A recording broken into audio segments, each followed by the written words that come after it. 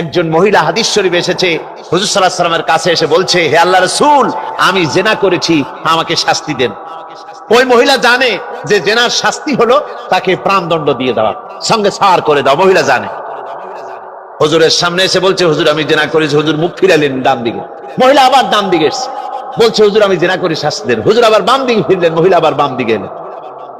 তিনবার বলা হয়ে যাওয়ার পর হুজুর বলছেন, ও মহিলা, জিনা করার পর তার দ্বারা তুমি গর্ভবতী হয়েছো নাকি? বলে, হ্যাঁ গর্ভবতী হয়েছে। আল্লাহর নবী বললেন, মহিলা তুমি অপরাধ করেছো, কিন্তু তোমার গর্ভস্থিত সন্তান তো কোনো অপরাধ করে নাই, সুতরাং তোমার উপরে শরীয়তের হদ জারি করা যাবে না। ডেলিভারি হোক, তারপরে বিচার হবে। মহিলা চলে গেল আফসোস করতে করতে যে আমার বিচার হলো না, যদি এর মধ্যে আমি মরে যাই তাহলে জেনা করেছি। দুনিয়ার শাস্তি তো সহজ, পাথর মেরে উড়িয়ে দেবে, সঙ্গে ছাড় করবে, এটা তো সহজ, কিন্তু কিয়ামতের ওই কঠিন জাহান্নামের আগুনে জ্বলতে পারবো না। মহিলাটি সন্তান ডেলিভারির পরে মহিলা চলে এসেছে রাসূলের কাছে, হুজুর এই সে আমার বাচ্চা ডেলিভারি হয়েছে, আপনি মেহেরবানি করে আমার উপরে হদ জারি করেন, শাস্তি দেন। আল্লাহর নবী বলেন, মহিলা তুমি অপরাধ করেছো, কিন্তু তোমার সন্তানের হক আছে, তোমার বুকের দুধ 2.5 বছর পর্যন্ত সে পান করবে, আমি তার হক নষ্ট করতে পারি না। মহিলা আবার চলে গেল কাঁদতে কাঁদতে, যদি এর মধ্যে মরে যায়। 2.5 বছর যেতে পারে নাই, তার আগেই মহিলা ওই বাচ্চাটাকে কোলে নিয়ে হাতে একটা রুটি দিয়া হুজুরের কাছে আসছে। কত পেরেশানি দেখেন। মহিলা এসে বলেন, ইয়া রাসূলুল্লাহ, আমার এই বাচ্চা এখন দুধ ছেড়ে দিয়েছে, সে রুটি খাইতে পারে, হুজুর আর দেরি করবেন না, এই শাস্তি না নিয়ে যদি মরে যাই জাহান্নামের কঠিন আযাব আমি ভোগ করতে পারবো না। আল্লাহর নবী ওই মহিলাকে অর্ডার দিয়া দিলেন, একে বুক পর্যন্ত মাটির মধ্যে গেড়ে দিয়া চতুর্দিক থেকে পাথর নিক্ষেপ করো। মহিলাকে নিয়ে পাতাকে বুক পর্যন্ত মাটির ভিতরে গেড়ে দিয়া চতুর্দিক থেকে যখন পাথর নিক্ষেপ করা হচ্ছিল, রক্ত ছিটে এসে একজন সাহাবীর গায়ে পড়ায়। সাহাবী মহিলাকে ভৎসনা করলেন। আল্লাহর নবী বললেন, শুনতে পেরে নবীজি বললেন, ও সাহাবী ভৎসনা করো না, বরং এই মহিলার তওবা আল্লাহ রাব্বুল আলামিন এমন ভাবে কবুল করেছেন, যদি সে তওবা দুনিয়ার সব মানুষকে ভাগ করে দেওয়া যায় তাহলে সমানভাবে ভাগ করে দেওয়া যাবে। আমার বন্ধুগণ, কিয়ামতের দিন ওই কঠিন অবস্থা থেকে, জাহান্নাম থেকে বাঁচার জন্য সকলকেই চেষ্টা করতে হবে, ভালো কাজ করতে হবে, ঈমানের উপরে চলতে হবে। আল্লাহ রাব্বুল আলামিন বলেন, ইন্নাল্লাযীনা কাযযাবু বিআয়াতিনা ওয়াস্তাকবারু আনহা লা তুফাত্তাহু লাহুমুল আবওয়াবুস সামা। যারা কিয়ামতকে অস্বীকার করেছে, আমার আয়াতকে মিথ্যা মনে করেছে এবং আমার দিন থেকে যারা ফিরে গেছে, আমি তাদের জন্য আকাশের দরজা খোলা হবে না। ওয়ালা ইয়াদখুলুনাল জান্নাহ, আর তাদের জন্য বেহেশতের দরজাও খোলা হবে না। হাত্তা ইয়ালিজাল জামালু ফি সাম্মিল খিয়াত। আল্লাহ রাব্বুল আলামিন বলেন, উটের সূচের ছিদ্র দিয়ে উট গমন করা বরং সহজ হতে পারে, সম্ভব হতে পারে। এই লোকগুলির আল্লাহর জান্নাতে প্রবেশ করা এর থেকেও অসম্ভব, অর্থাৎ কখনোই তারা জান্নাতে প্রবেশ করতে পারবে না। আল্লাহ পাক বলেন, এরপরে কিয়ামত অনুষ্ঠিত হয়ে যাবে। সূরা ফুরকানে আল্লাহ বলছেন, ইযা রাআতুহুম মিন মাকানিন বাঈদিন সামিউ লাহা তাগায়ুদান ওয়া যাফীরা। যখন তাদেরকে জাহান্নাম দেখতে পাবে, অর্থাৎ যখন তারা জাহান্নামের দিকে অগ্রসর হবে, তখন তারা দূর থেকেই জাহান্নামের ক্রোধ এবং তেজস্বী আওয়াজ শুনতে পাবে। জাহান্নামের আওয়াজ, বিকট আওয়াজ। ওই যে কক্সবাজারে সমুদ্র সৈকতে ভ্রমণ করতে গিয়ে সমুদ্রের তুফানের আওয়াজ শুনছেন না? কথা বলেন না কেন? সমুদ্রের তুফানের আওয়াজ শুনেছেন তো? এইটা কি? এটা কিছুই না, এক থেকে মারাত্মক আওয়াজ, তেজস্বী ক্রোধের আওয়াজ কানের মধ্যে আসতে থাকবে জাহান্নামীদের। আল্লাহ রাব্বুল আলামিন বলেন, وَإِذَا أُلْقُوا مِنْهَا مَكَانًا ضَيِّقًا مُقَرَّنِينَ دَعَوْا هُنَالِكَ ثُبُورًا। যখন তাদেরকে হাত পা বেঁধে এই জাহান্নামের কোন সংকীর্ণ জায়গায় ফেলে দেওয়া হবে, তখন দাও হুনালিকা সুবুরা, তারা তখন নিজেদের ধ্বংস এবং মৃত্যু কামনা করবে। আল্লাহ বলেন লা তাদউল ইয়াউমা সুবুরান ওয়াহিদান ওয়াদউ সুবুরান কাসীরা। আজকে এক মৃত্যু ডেকো না, অসংখ্য মউত ডাকো। আজকে মউত আর তোমাদের আসবে না, অসংখ্যবার ডাকলেও মউত তোমাদের আসবে না।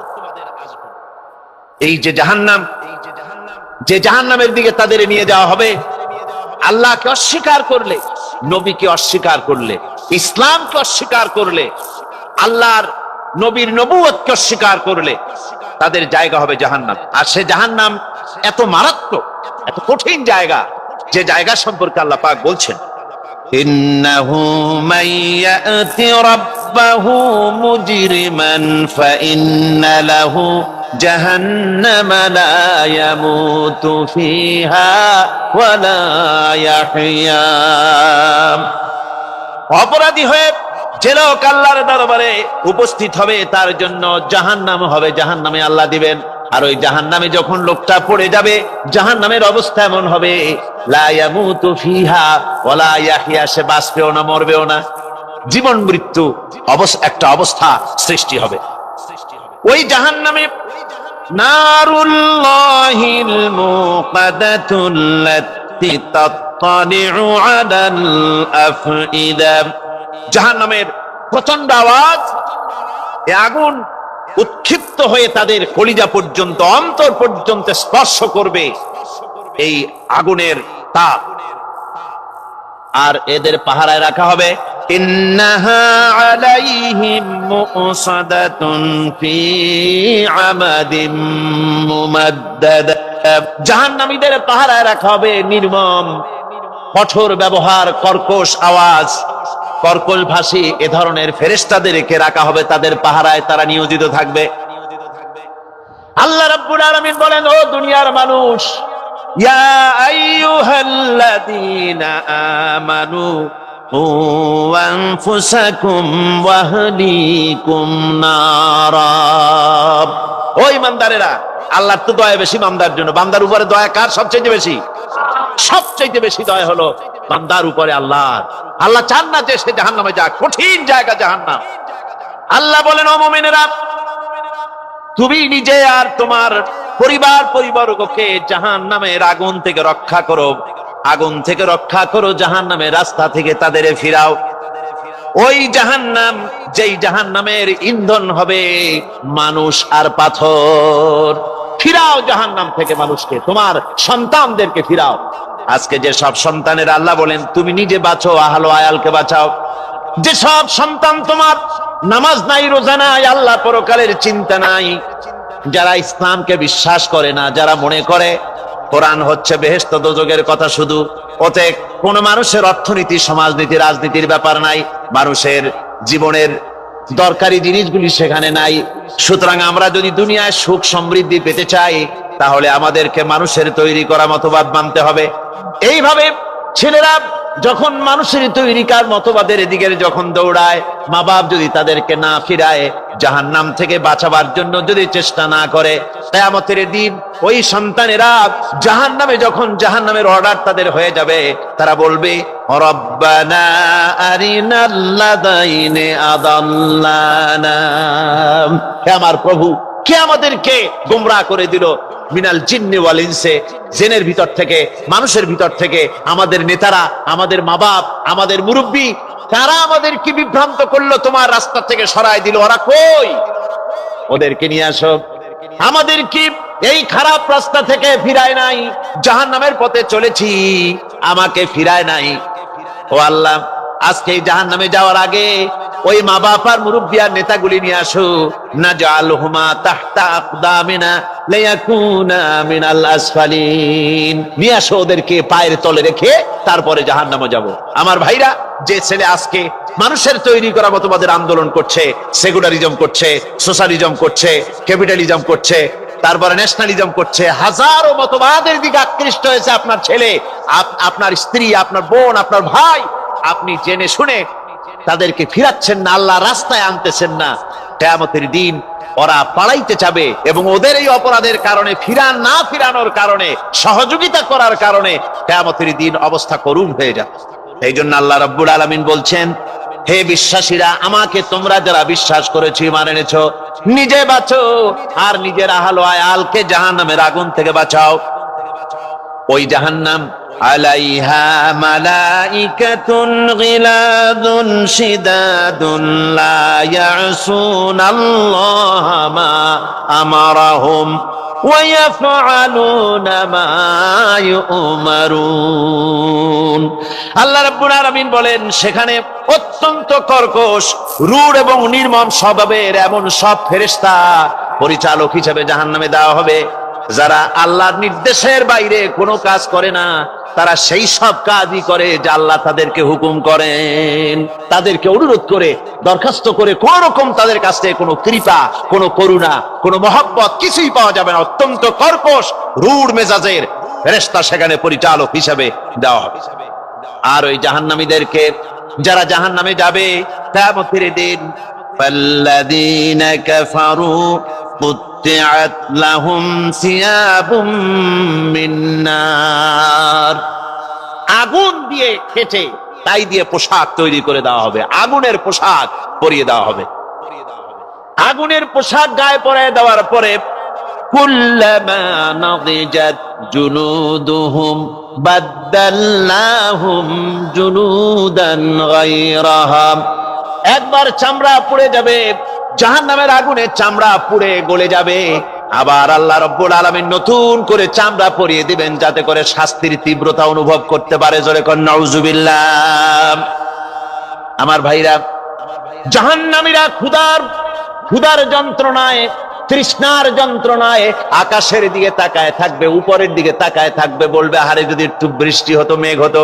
হঠাৎ করে দেখবে যে উপরে কালো মেঘ হয়ে গেছে, মনে করবে যে এবার বুঝি বৃষ্টি হবে, পানি পান করব।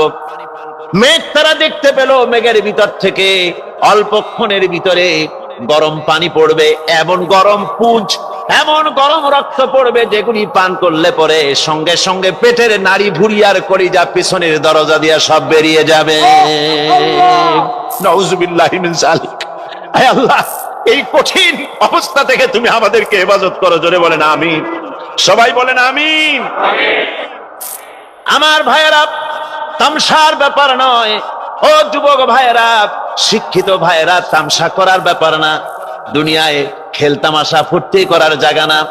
जगह जी लगाने के लिए ये दुनिया नहीं है, ये इबरत की जा है तमाशा नहीं है। দুনিয়া উপদেশ গ্রহণ করার জায়গা, খেল তামাশা করার জায়গা না। এই পৃথিবীতে আল্লাহ রাব্বুল আলামিন বলেন, নাফরমানি করলে পরে জাহান্নামে যাবেই, জাহান্নামে যেতে হবে। ওই জাহান্নামীদেরকে কি খেতে দেওয়া হবে? আল্লাহ পাক বলছেন, শোনো, খেতে দেব কি? তুসকা মিন আইনিন আনিয়া, ফুটন্ত গরম পানি তাদেরকে পান করতে দেওয়া হবে। লাইসা লাহুম তুআমুন ইল্লা মিন দারি, কাঁটা যুক্ত ঘাস তাদেরকে খেতে দেওয়া হবে।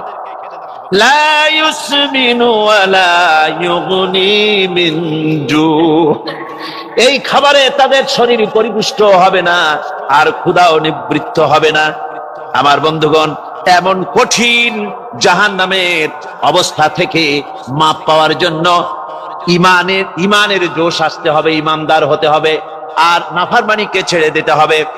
জাহান্নামে যখন মানুষদেরকে নিয়ে যাওয়া হবে, জাহান্নামীদেরকে, ইযা উলকু ফিহা সামিউ লাহা শাহীকান ওয়া হিয়া তাফুর, যখনই খোদাত্রহীদেরকে জাহান্নামের দিকে নিয়ে যাওয়া হবে, আজ তো খুব মাতবাড়ি, কত ভক্ত আছে তারপরে কত শক্তি, কত কিছু, কিন্তু আল্লাহর দরবারে যখন হাজির হবে, কোনো শক্তি তখন কাজে লাগবে না, কোনো শক্তি কাজে লাগবে না।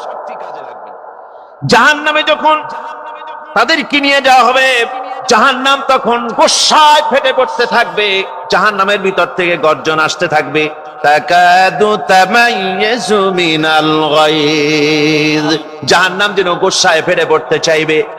কুল্লামা উলকিয়া ফিহা ফাওজুন সাআলাহুম খাজানাতুহা আলাম ইয়াতিকুম নাদির। জাহান্নামের পরিচালক বলবে, ও আল্লাহর বান্দা, কেন আজ জাহান্নামে আসলি, কেন দোজখে আসলি? আলাম ইয়াতিকুম নাদির, তোর কাছে কি কোনো ভীতি প্রদর্শক কেউ যায় নাই? কোন নবীর কথা কি শোনো নাই? কোরআনের কথা কি শোনো নাই? হাদিসের কথা কি শোনো নাই? জাহান্নামে কেন এলি? এত বড় খারাপ জায়গা কেন আসলি? শোনো নাই কি কোনো ভয় দেখানো কেউ কে সব সতর্কবাণী শোনায় নাই? বেঈমানেরা বলবে, ক্বালু বালা ক্বাদ জাআনা নাযীর, হ্যাঁ আমাদের কাছে এসেছিল, আমাদের কাছে ভীতি প্রদর্শনকারী এসেছিল। ফাকাযযাবনা ওয়া কুলনা মা নাযালাল্লাহু মিন শাই, এসেছিল কিন্তু আমরা বলেছি বেটা মিথ্যে কথা বলে। জোরে কর নাউযুবিল্লাহ। বেটা মিথ্যে কথা বলে। কিসের বেহেশত, কিসের দোজখ? খালি খালি দোজখের একটা ভয় দেখাইয়া দুনিয়ার এই টাটকা সুখগুলি নষ্ট করতে চায় এরা। পয়গম্বরদেরকে এরকম বলেছে, আর আলেমদেরকেও যখন কোরআন হাদিস থেকে বলা হয় তখন বলে, এরা জানি দোজখের কথা কইতে, দোজখ কিসের? আর বেহেশত সে তো এক অসভ্য উদ্যান। জোরে কর নাউযুবিল্লাহ। এমনি করে তারা তামসা করে। ওরা বলবে, আমরা এসেছিল ভীতি প্রদর্শনকারী, আমরা মিথ্যে মনে করেছি, বলেছি ওটা মিথ্যে কথা, আর বলেছি আল্লাহ এই ধরনের কিছু নাজিল করেন নাই। জাহান্নামীরা বলবে, ওয়াকালু লাউ কুন্না নাসমাউ আও নাকিলু মা কুন্না ফি আসহাবিস সাঈর। আরে লাউ কুন্না নাসমাউ, তার মানে হলো যদি আমরা শুনতাম অর্থাৎ মানতাম, যদি নবীর কথা মানতাম, কোরআনের কথা যদি মানতাম, আর যদি ভালো করে বুঝতাম, মা কুন্না ফি আসহাবিস সাঈর, তাহলে আজকে এই জাহান্নামের কঠিন শাস্তি আমাদের লাভ পেতে হতো না, জাহান্নাম থেকে বেঁচে যেতে পারতাম। কি সর্বনাশ করলাম বুঝি নাই, যা কিছু শুনেছি মানুষের কথা মতো শয়তানের ওয়াসওয়াসায় পড়ে তো ভুলই করলাম। সেদিন যতই আফসোস করা হোক না কেন, এই আফসোস কোনো কাজে লাগবে না। সুতরাং ওই জাহান্নামের কঠিন শাস্তি থেকে রক্ষা পাওয়ার জন্য তো এবারে গালফ ক্রাইসিসের উপরে রাবেতা আলম ইসলামী তারা ইন্টারন্যাশনাল সেমিনার করলো, ওরা আমাকে দাওয়াত দিল। তো আমি মনে মনে চিন্তা করলাম যে আল্লাহ যদি এইবারে একটা সুযোগ দিতেন। ওই প্লেনে আমি ওই চিন্তা করতে করতে গেছি। তারপরে অনুষ্ঠান সূচি, হোটেলের মধ্যে যখন অনুষ্ঠান সূচি দিয়েছে, দেখি বৃহস্পতিবার দিন সকাল 7:30টার সময় মেহমানদের জন্য আল্লাহর ঘরের দরজা খুলে দেওয়া হবে। আমি তো পড়েই কেঁদে ফেললাম। 7:30 বাজবে কখন? আমি রাত 3টায় গিয়ে হাজির। উদুরুনি আস্তাজিব লাকুম, বান্দারে আমারে ডাক, আমি ডাকের জবাব দেব। জোরে কোন সুবহানাল্লাহ। আমার বন্ধুগণ, কাবা শরীফে আমি বহুবার আল্লাহ পাক আমাকে নিয়েছেন, কিন্তু কাবা শরীফের ভেতরে ঢোকার কখনো সুযোগ পাইনি। আমার চোখের সামনে কত প্রেসিডেন্টরা ঢুকছে, আমি এতিমের মতো বাইরে দাঁড়ায় দাঁড়ায় কেঁদেছি। আর মনে মনে বলছি যে আল্লাহ, তোমার হাবিব তিনি যত জায়গায় চলাফেরা করেছেন, বসেছেন, ওগুলোর উপরে বিল্ডিং হয়েছে, ওগুলোর উপরে ইট পড়েছে, ওই অরিজিনাল জায়গাগুলি তো এখন আর নাই। কিন্তু একটা জায়গা আছে যেখানে এই বাইতুল্লাহ শরীফের ভেতরে তোমার হাবিব নামাজ পড়েছেন, যদি একবার একটু ঢুকতে পারতাম। দিলটা বড় একটা তামান্না ছিল। তো এবারে গালফ ক্রাইসিসের উপরে রাবেতা আলম ইসলামী তারা ইন্টারন্যাশনাল সেমিনার করলো, ওরা আমাকে দাওয়াত দিল। তো আমি মনে মনে চিন্তা করলাম যে আল্লাহ যদি এইবারে একটা সুযোগ দিতেন। ওই প্লেনে আমি ওই চিন্তা করতে করতে গেছি। তারপরে অনুষ্ঠান সূচি, হোটেলের মধ্যে যখন অনুষ্ঠান সূচি দিয়েছে, দেখি বৃহস্পতিবার দিন সকাল 7:30টার সময় মেহমানদের জন্য আল্লাহর ঘরের দরজা খুলে দেওয়া হবে। আমি তো পড়েই কেঁদে ফেললাম। 7:30 বাজবে কখন? আমি রাত 3টায় গিয়ে হাজির। সারা রাত তোয়াব করে তেলাওয়াত করে কাটায় দিয়া দরজা যখন খুলল, আল্লাহর ঘরের ভিতরে প্রবেশ করি, এত কান্না পেল, কাঁদলাম, প্রাণ ভরে দোয়া করতে লাগলাম। চারদিকে ফিরে নামাজ পড়লাম। তখন তো আর কেবলা, রশ্মি কেবলা তো আর নাই, এখন ভিতরে চারদিকে কেবলা, চারদিকে নামাজ পড়লাম ফিরে। আধা ঘন্টা পর্যন্ত কাঁদলাম আর দোয়া করলাম। আমার মনে চিন্তা হলো, আমরা 400 মেহমান সারা পৃথিবী, আমি যদি একা বেশি সময় নেই, 20-25 জনের বেশি লোক ধরেনের মধ্যে, ওই লোকদের পরে জুলুম হবে, এই চিন্তা করে, তা না হলে আমি আরো কতক্ষণ থাকতাম। আল্লাহ ভালো দেন, আল্লাহ বোধহয় আমার খেয়াল এনে দিয়েছেন যে এত সময় থাকা ঠিক না, আর একজনের উপরে জুলুম হচ্ছে। আধা ঘন্টা দোয়া করার পরে, কান্দার পরে, যখন আমি দরজা থেকে বের হব, দরজাটা ভেতরের দিকে খোলে, সোনার দরজা।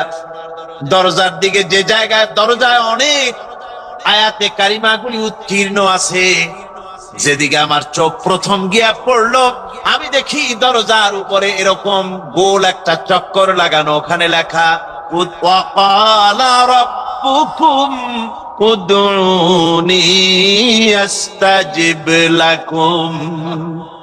এমন জায়গায় আমার চোখ গিয়া ঠেকলো, আল্লাহ বলছেন ওয়াকালা রাব্বুকুম, তোমাদের রব তোমাদেরে বলছেন উদউনি, আমারে ডাকো, আমি ডাকের সাড়া দেব।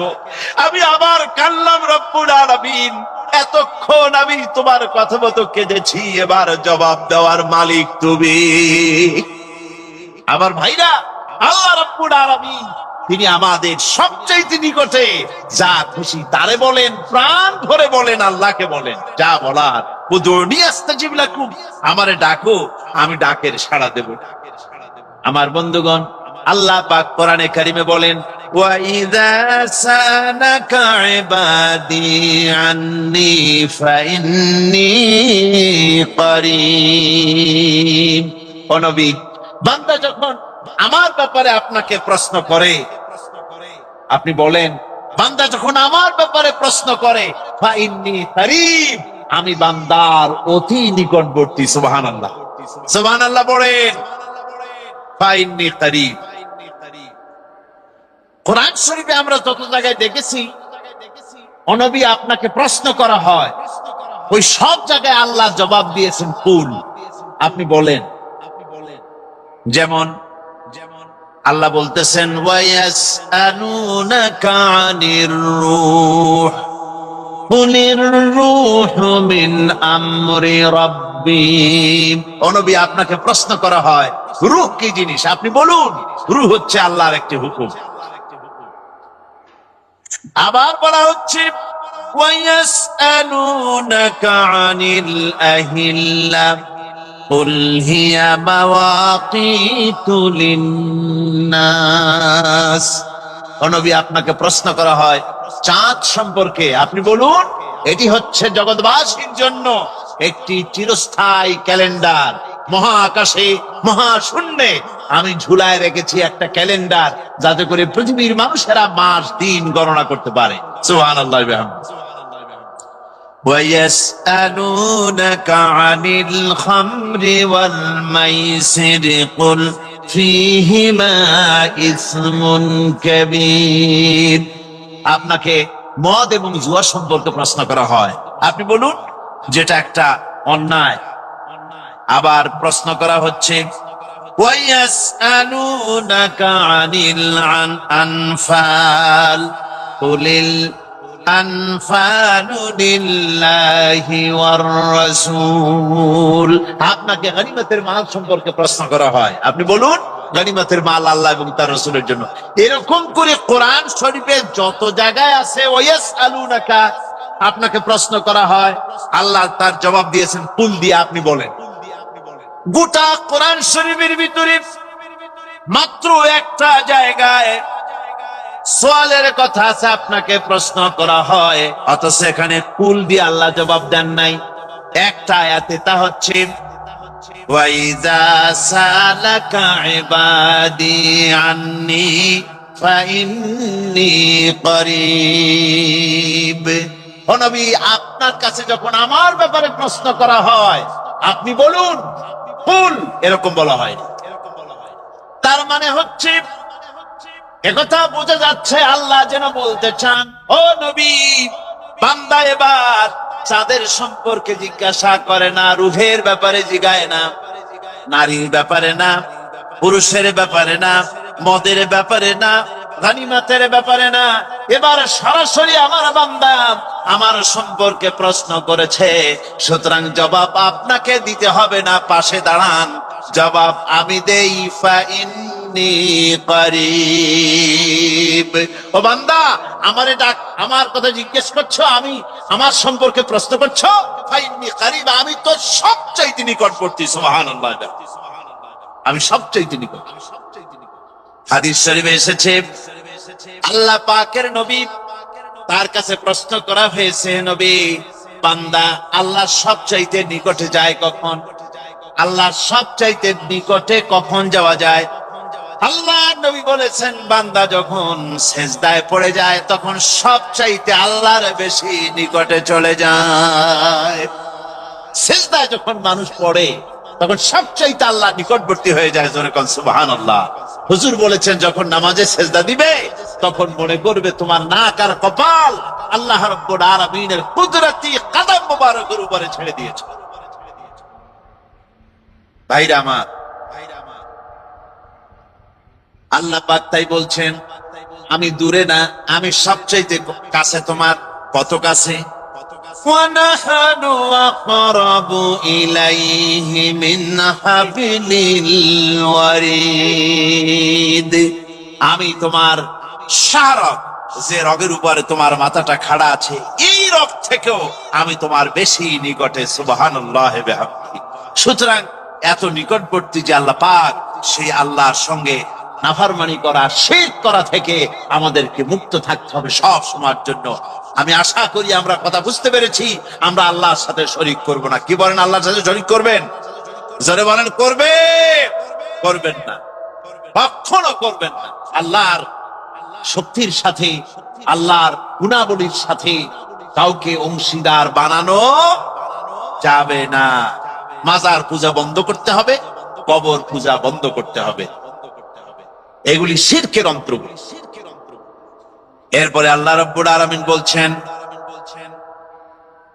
وقال الذين كفروا إن هذا إلا إفك افتراه وأعانه عليه قوم آخرون فقد جاءوا ظلما وزورا। নবীর দাওয়াতকে অস্বীকারীরা তারা বলে যে এই কোরআন হলো নবীর বানান, এই লোকটার বানান। জোরে কর নাউযুবিল্লাহ। এটা হলো নবীর বানানো। ওয়া আ'আনাহু আলাইহি কওমুন আখারুন, আর কিছু লোক এই লোকটাকে সাহায্য করে এগুলি বানাবার ব্যাপারে। আল্লাহ পাক বলছেন, ফাকাদ জাউ যুলমান ওয়া যুরা, তারা বড়ই যুলম এবং মারাত্মক মিথ্যে কথা তারা বলেছে। ওরা কোরআন শরীফকে বলতো রাসূলের বানানো, আর আল্লাহ তার এত বড় মারাত্মক কথা বলল, আর আল্লাহ তার জবাবে বললেন যে ওরা মিথ্যে কথা বলছে, জুলুম করছে। এতটুকুন বলে ছেড়ে দিলেন। আর এতটুকুন কথা বলার পর, অর্থাৎ ওরা যত বড় গুরুত্বপূর্ণ কথা বলেছে, গুরুত্বপূর্ণ একটা বিরাট মিথ্যে কথা ওরা বলেছে, ওরা এত বড় দোষারোপ করেছে, আর কোন চুক্তি, কোন দলিল পেশ আল্লাহ না করে আল্লাহ সরাসরি বললেন তোমরা মিথ্যা কথা বলেছো, জুলুম করেছো। এর অর্থ হচ্ছে এই যে এই কথা বলার পর ওই কাফেরেরা তো বললো না যে আমাদের কাছে দলিল আছে, আমরা খুঁজে দেখেছি মুহাম্মদ সাল্লাল্লাহু আলাইহি ওয়াসাল্লাম রে অমুক অমুক লোক তারা এই কোরআন শরীফ শিখায়, এরকম তো কেউ বলতে পারলো না। অথবা তিনি যে এই যে পরে আরেকটা কথা তারা বলছে, وقالوا আসাতিরুল আউয়ালিন ইকতাতাবাহা ফাহিয়া তুমলা আলাইহি বুকরাতান ওয়া আসীলা। তারা বলে পূর্বতন লোকেদের লেখা থেকে এই লোকটা রচনা করে, নকল করায় এবং সকাল সন্ধ্যা তাকে এগুলি শোনানো হয়। তো এগুলি যদি সত্যি তাই হবে, তাহলে তারা প্রমাণ করে দেখাক যে রসুল কার সঙ্গে কথা বলে এগুলি তৈরি করেছেন এবং পূর্বতন লোকদের লেখা তার কাছে আছে কিনা এবং কে কে তার এগুলি শিখায় দেখাও না। ওই যে আবু জেহেল, আবু সুফিয়ান, উতবা, সাইবা সব তো গিয়েছিল রসুলের বুকে আল্লাহর কোরআন শোনার জন্য, যে তিনি এই কথা পান কোথায়, কে তারা শিখায়? ওরা নিজেরা গিয়ে এই সর্বনাশ হয়ে গেল ওদের। ওরা সারা রাত শুনলো, সারা রাত কোরআন শরীফ শোনার পর সকালবেলায় যখন কোন সন্ধান তারা পেল না, উৎস খুঁজে পেল না, সকালবেলায় বেরিয়ে যাওয়ার সময় তারা একজন আর একজনকে বলতেছে, আবু সুফিয়ান বলছে, আবু জেহেল রে, মুহাম্মদ সাল্লাল্লাহু আলাইহি ওয়াসাল্লামের মুখে যে আল্লাহ যে বাণী শুনলাম, লাত মানাতের কসম করে বলতে পারে এটা মানুষের বানানো হতে পারে না, নিঃসন্দেহে কোন ঐশ্বরিক বাণী হবে।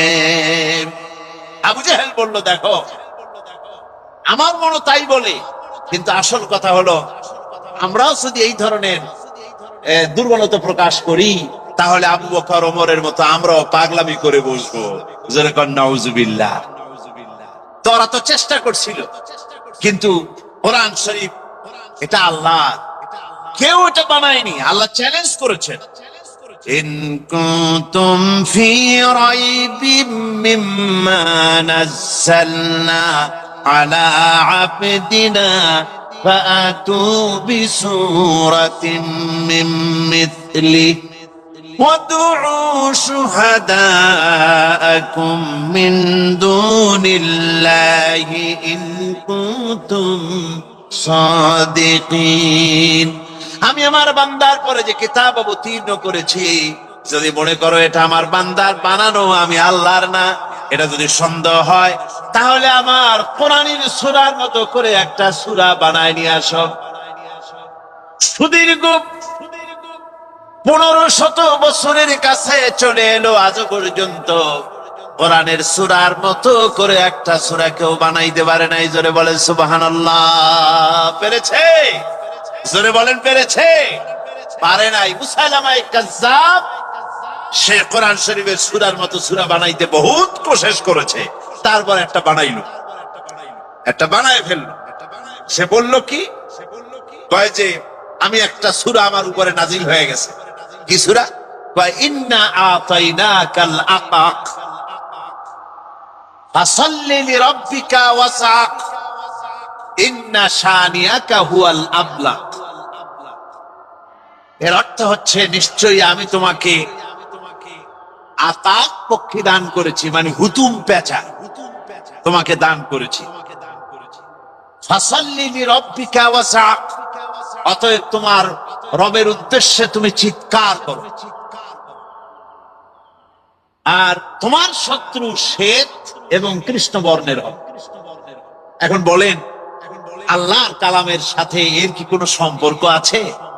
অর্থের দিক দিয়ে, লালিত্যের দিক থেকে, মাধুর্যের দিক থেকে, গাম্ভীর্যের দিক থেকে, ছন্দের দিক থেকে কোনো কিছু আছে? অথচ সূরা কাউসার কত সুন্দর। ইন্না আ'তাইনাকাল কাউসার ফাসাল্লি লিরাব্বিকা ওয়ানহার ইন্না শানিআকা হুয়াল আবতার। একটার সাথে আর একটার কি অপূর্ব মিল। আল্লাহ রাব্বুল আলামিন বলেছেন, আমার কোরআনী কারীমের সঙ্গে, কোরআনে কারীম আমার, এর ভিতরে শয়তান ঢুকতে পারে না, এটাকে কেউ রদবদল করতে পারে না। এমনকি আমার নবীও যদি কোরআনের ব্যাপারে কোনো বাড়াবাড়ি করতেন, নিজে যদি কিছু বানাতেন, ওয়ালাউ তাকাওয়ানা আলাইনা বা'দাল আকাবিল, কোন কথা নিজে তৈরি করে কোরআনের ভিতরে যদি তিনি ঢুকিয়ে দিতেন, লাখাযনা মিনহু বিল ইয়ামিন, আমি তার ডান হাতকে চেপে ধরতাম। ثم لقطعنا منه الوتين। এরপরে আমি আবার নবীর কণ্ঠনালীকে কেটে ফেলে দিতাম। সুবহানাল্লাহ। কোরআনে কারীম এটা আমার নাযিল করা, এর মধ্যে কোনো ভুল নাই, এর মধ্যে কোনো সন্দেহের কোনো অবকাশ নাই। এই সবটাই আমার নাযিল করা, আমার কালাম, আমার বাণী। আমার ভাইরা, আল্লাহ পাক বলছেন, কুল আনজালাহুল্লাযী ইয়ালামুস সিররা ফিস সামাওয়াতি ওয়াল আরদি ইন্নাহু কানা গফুরার রহিমা। বলো, এই কোরআন অবতীর্ণ হয়েছে তার কাছ থেকে যিনি জমিন এবং আসমান সমূহের সব তত্ত্ব, রহস্য, গোপন রহস্য সবকিছু যার কাছে উদ্ঘাটিত, তার কাছ থেকে কোরআন এসেছে। ইন্নাহু কানা গফুরার রহিমা, নিশ্চয়ই তিনি ক্ষমাশীল, দয়াবান। তো এই কথার সাথে ক্ষমাশীল এবং দয়াবান কথা আল্লাহ বললেন কেন?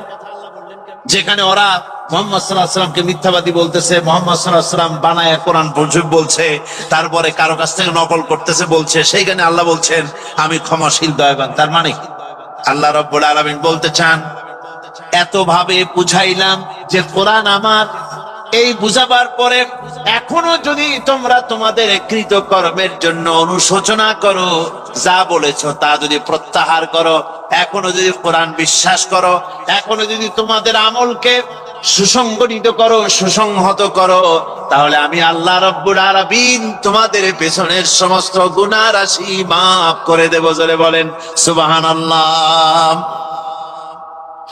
এরপরে এই কাফির বেঈমানেরা তারা আবার বলল, وقالوا ما لهذا الرسول يأكل الطعام ويمشي في الأسواق لولا أنزل إليه ملك فيكون معه نذيرا।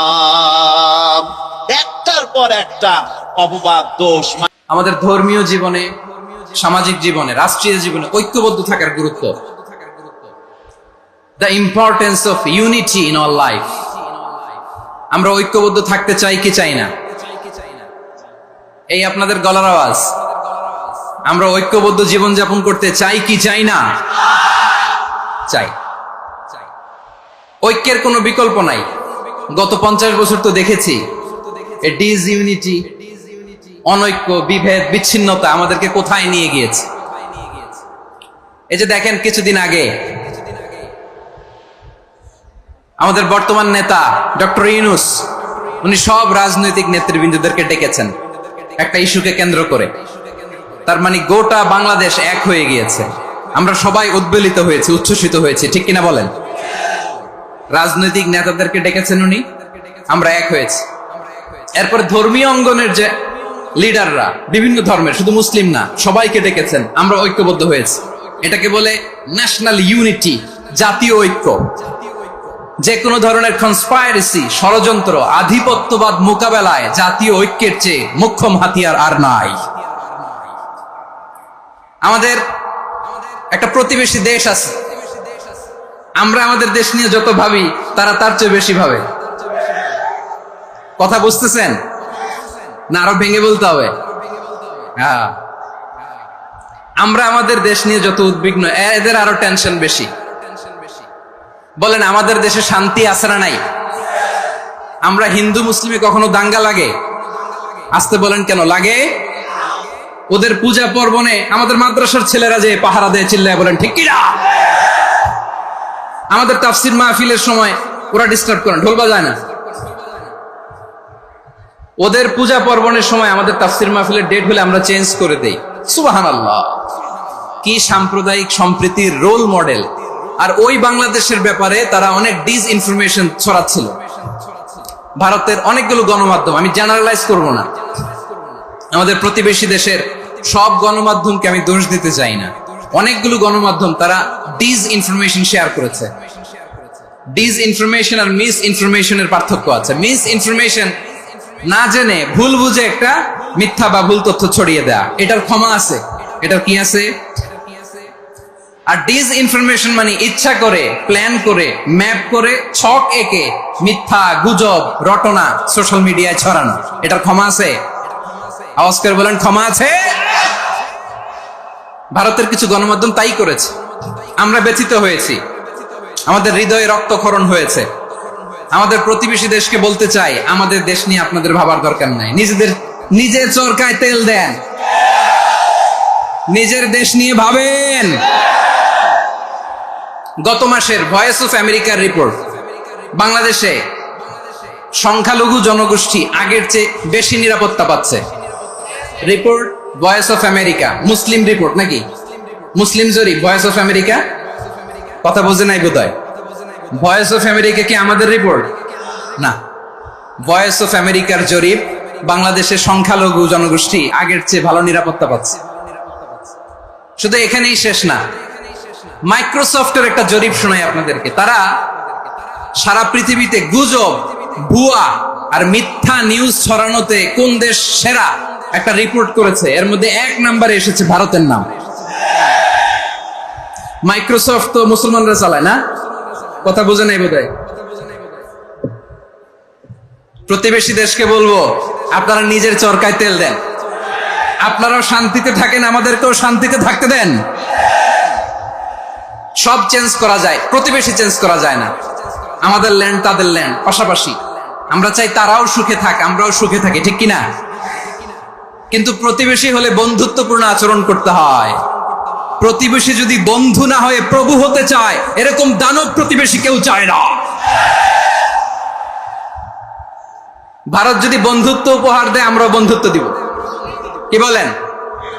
তারা যদি বন্ধু সুলভ আচরণ করে, আমরাও বন্ধুত্ব উপহার দেব। কারণ আমাদের পররাষ্ট্র নীতি হচ্ছে সবার সাথে বন্ধুত্ব, কারোর সাথে বৈরিতা নয়। আলহামদুলিল্লাহ বলেন, কত চমৎকার পলিসি আমাদের। আমরা নির্বিবাদী, আমরা বাংলাদেশিরা শান্তিকামী। We are proud of that.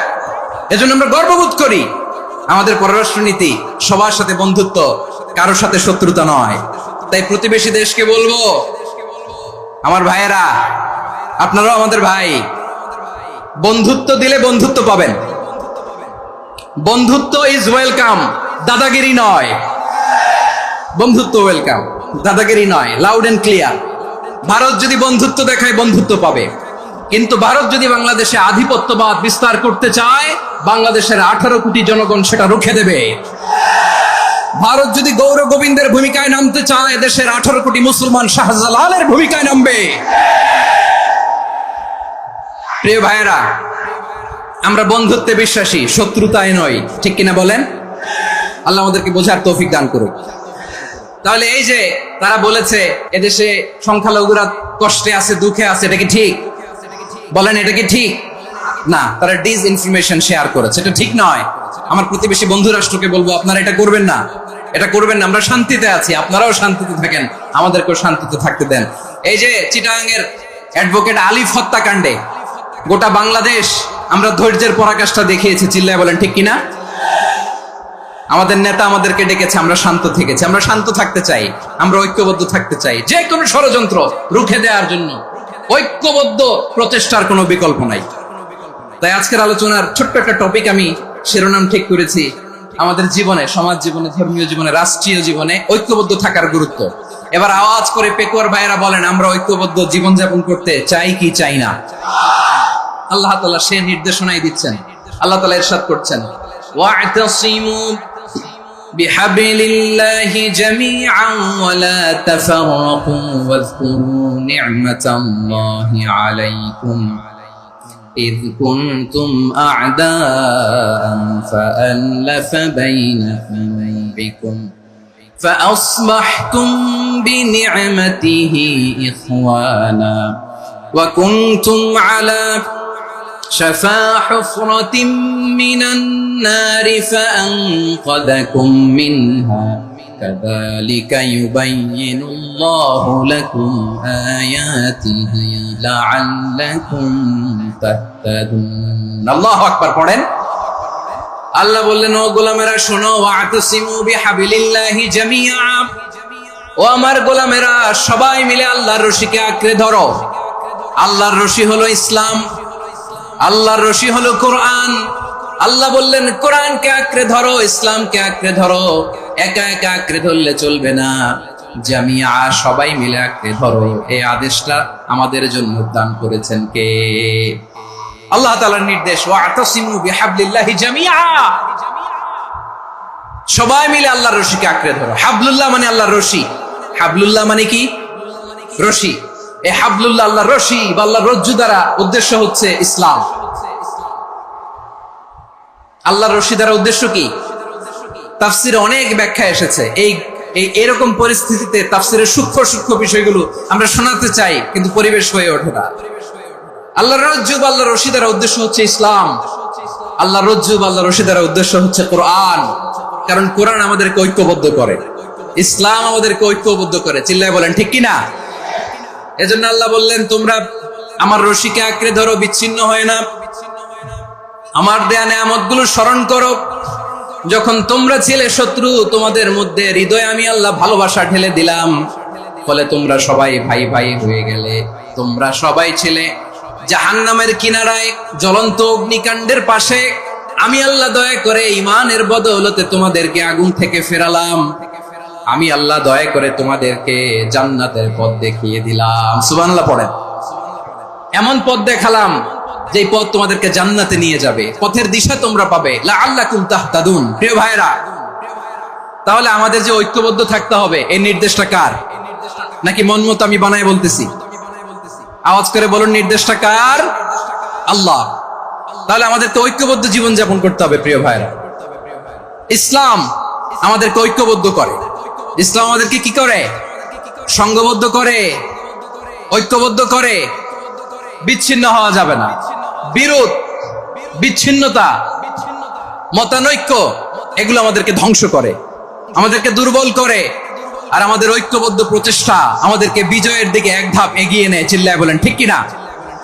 এজন্য আল্লাহ বললেন, ওয়া'তাসিমু বিহাবলিল্লাহি জামিআ, তোমরা আল্লাহর রশিকে আঁকড়ে ধরো, তোমরা ঐক্যবদ্ধ জীবন যাপন করো, তোমরা বিচ্ছিন্ন হয়েও না। বিচ্ছিন্ন হইলে লস, ঐক্যবদ্ধ হলে সেখানে কল্যাণ আছে না নাই?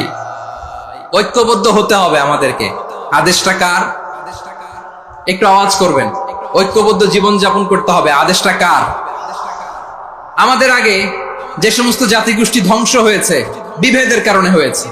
বিশ্বনবী বলেন, বুখারীর বর্ণনা, ফাইন্নামা আহলাকাল্লাযীনা মিন ক্বাবলিকুম কাসরাতু মাসাইলিহিম ওয়া ইখতিলাফুহুম আলা আম্বিয়াইহিম। তোমাদের আগে ইহুদি নাসারারা যারা ধ্বংস হয়েছে, আমার গজবে উপনীত হয়েছে, দুইটা কারণ ছিল।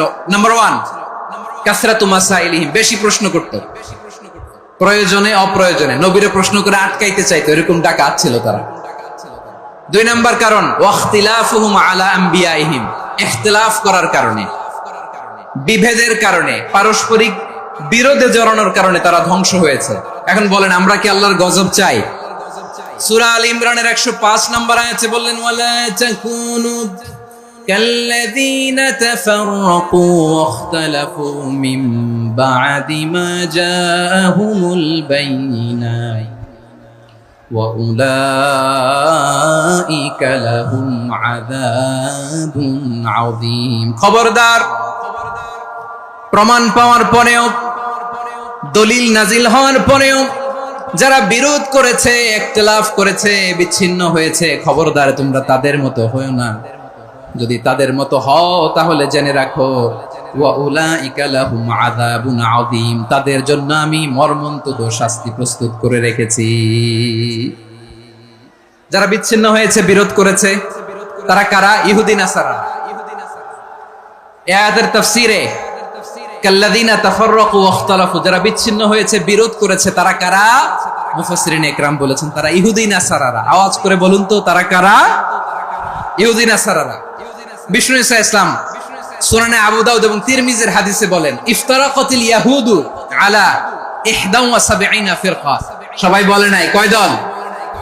ওয়াফতারাকাতিন নাসারা আলা 72 ফিরকা। আর নাসারারা হইছে 72 দল। আওয়াজ করে বলুন তো, কয় দল? ওয়াসাতাফতারিকু হাদিহিল উম্মাহ বি73 ফিরকা। আর বিশ্বনবী আফসোস করে বলেন, আমার উম্মত হবে 73 দল। ইহুদি 71 দল, নাসারা 72 দল, আর আমার উম্মত বুঝে থাকলে আওয়াজ করে বলেন। বিষ্ণু বলেছেন আমার উম্মত ভাগ হবে কয় দলে? কুল্লুহা ফিন্নার, সব জাহান্নামে যাবে, ইল্লা ওয়াহিদা, একটা দল ছাড়া। সাহাবারা বললেন মান হিয়া ইয়া রাসূলুল্লাহ, সেই নাজাত প্রাপ্ত জান্নাতি দল কোনটা? আপনি কি আমাদের বলবেন না? আপনি মেহেরবানি করে একটু বলে দেন তারা কারা। বিশ্বনবী বললেন মা আনা আলাইহি ওয়া আসহাবি, আমি এবং আমার সাহাবারা যেই মতের উপর, যেই পথের উপর আছে, এই মত এবং পথের উপর যারা থাকবে তারাই জান্নাতের দল হয়ে যাবে। যারা আমার মত, আমার সাহাবীর মত এবং পথকে অনুসরণ করবে তারাই জান্নাতে যাবে। তাহলে প্রিয় ভাইয়েরা, আমরা কি আর ইখতিলাফ করব, কাদা ছোড়াছুরি করব? তাহলে আমরা ঐক্যবদ্ধ জীবন যাপন করতে চাই, ঠিক কিনা বলেন? এবার বলেন ঐক্যের ভিত্তি কি? আমরা যে ঐক্যবদ্ধ হব কিভাবে? সবাই বলে ঐক্য চাই, ঐক্যবদ্ধ হতে চাই। ঐক্যের ভিত্তি কি বলেন? ঐক্যের ভিত্তি হচ্ছে তাওহীদ। আওয়াজ করে বলতে হবে সবাই, ঐক্যের ভিত্তি কি? যেই বলবে লা ইলাহা ইল্লাল্লাহ, ও আমার ভাই, তার জন্য আমার হৃদয়ে দরদ, মায়ামাখা দরদ, ভালোবাসা আছে না নাই? তাওহীদ, মেসেজগুলো মনে রাখেন। মুসলিম উম্মার ইউনিটি, ঐক্য, এটার ভিত্তি হচ্ছে তাওহীদ। যেই পড়বে লা ইলাহা ইল্লাল্লাহ, সে আমার কি?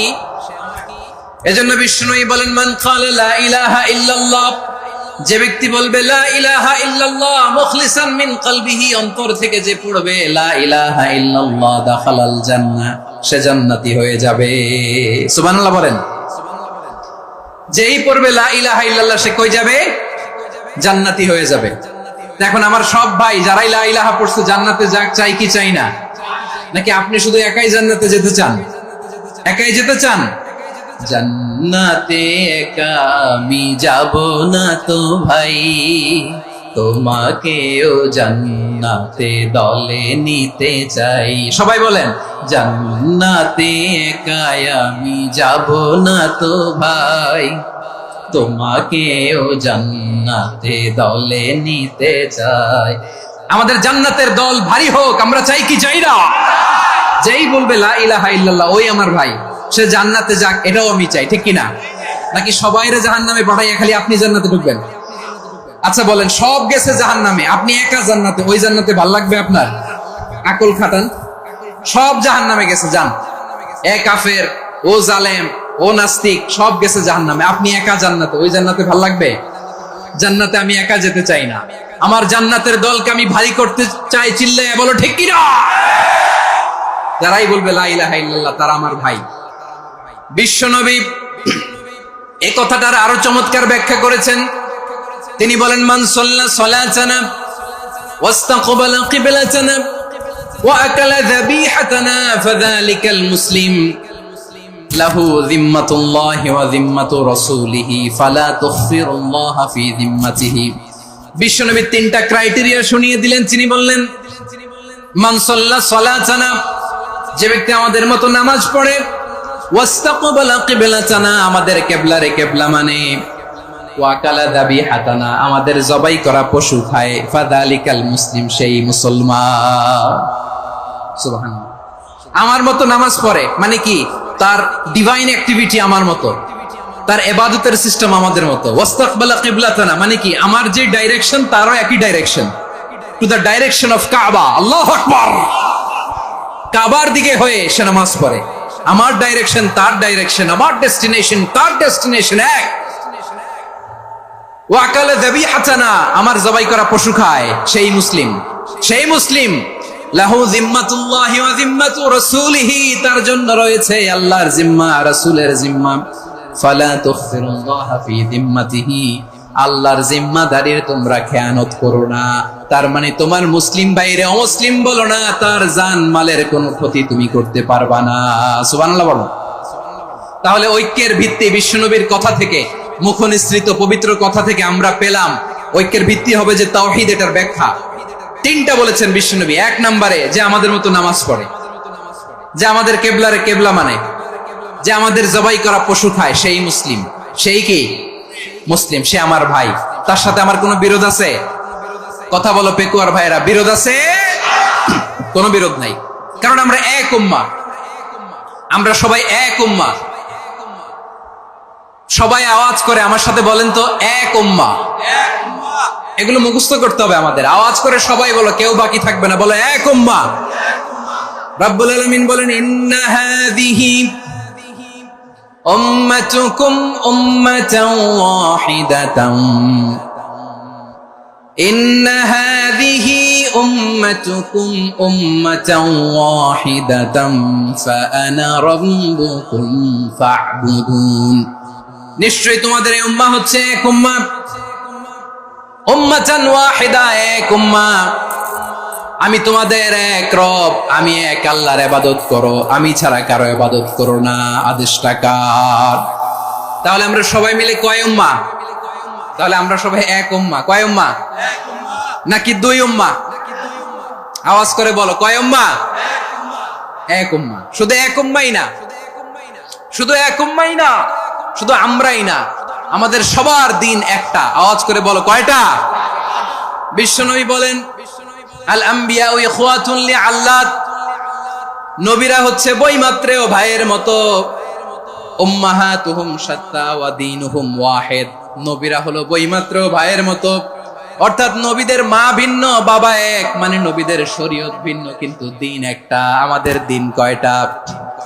আমাদের প্রভু এক, এক নবীর উম্মাত, জীবন বিধান এক, ঐশী বাণী কোরআন। আমাদের প্রভু এক, এক নবীর উম্মাত, জীবন বিধান এক, ঐশী বাণী কোরআন। তবে কেন এক নও হে মুসলমান, এক হও করিয়া হবান। বাইতুল্লাহ এক, আওয়াজ করে বলো, আমাদের বাইতুল্লাহ কয়টা? বাইতুল্লাহ এক, মদিনা শরীফ এক, উহুদ পাহাড় এক, বদরের মাঠে একটা তো জীবন আর মরণ যে একটাই, একসাথে মিলে মিশে একটাই প্রাণ। তবে কেন এক নও হে মুসলমান, এক হও করিয়া হবান। সবাই মিলে, আমাদের প্রভু এক, জীবন বিধান এক, ঐশী বাণী কোরআন। একসাথে, আমাদের প্রভু এক, জীবন বিধান এক, ঐশী বাণী কোরআন। তবে কেন এক নও হে মুসলমান, এক হও করিয়া হবান। আওয়াজ করে পড়ুন, আল্লাহু আকবার। এই যে শাহাদাত, সাব্বাবা আঙ্গুলি উপরের দিকে উঁচু করে আওয়াজ করে বলো, আমরা কয় উম্মাহ? আওয়াজ করে বলো, আমরা কয় উম্মাহ? মাশাআল্লাহ, আমরা এক উম্মাহ, এক উম্মাহ আমরা। খবরদার, গোটা বিশ্ব আমাদের এই আঙ্গুলি দেখেছে, আমরা এক উম্মাহ। শুধু আমরা এক উম্মাই না, আমরা এসেছি এক উৎস থেকে। কয় উৎস? ফ্রম অ্যাডাম এন্ড ইভ, আদম এবং হাওয়া, উনার সন্তান আমরা। তার ছেলে মেয়ে থেকে, তার ছেলে মেয়ে থেকে, তার ছেলে মেয়ে থেকে আমি। তার মানে রাস্তাঘাটে এদিকে সেদিকে যাকেই দেখি, সে আমাদের এই বিরাট পরিবারের কেউ না কেউ। চিল্লায় বলেন ঠিক কিনা? এই যে যারা বসে আছে, আমরা কোনো না কোনো ভাবে তো আত্মীয়। কি বলেন? কারণ আদি পিতাকে সবাই বলে না, আদি পিতাকে, আদি মাতাকে হাওয়া আলাইহিস সালাম। তার মানে আমরা উম্মাহ এক, আমাদের উৎস মানে এক অরিজিন থেকে আমরা এসেছি। সূরাতুল হুজরাতে আল্লাহ চমৎকার ভাবে বলেছেন, এবং এই আয়াতটা দিয়ে 2022 সালে ফিফা ওয়ার্ল্ড কাপ কাতারে শুরু হয়েছে। দেখেন কাতার কি স্মার্টলি গোটা বিশ্বকে এক উম্মার কনসেপ্ট দিয়েছে। সুবহানাল্লাহ পড়েন। সূরাতুল হুজরাতে আল্লাহ বলেন, ইয়া আইয়ুহান নাসু ইন্না খলাকনাকুম মিন যাকারিন ওয়া উনসা وجعلناكم شعوبا وقبائل لتعارفوا إن أكرمكم عند الله أتقاكم إن الله عليم خبير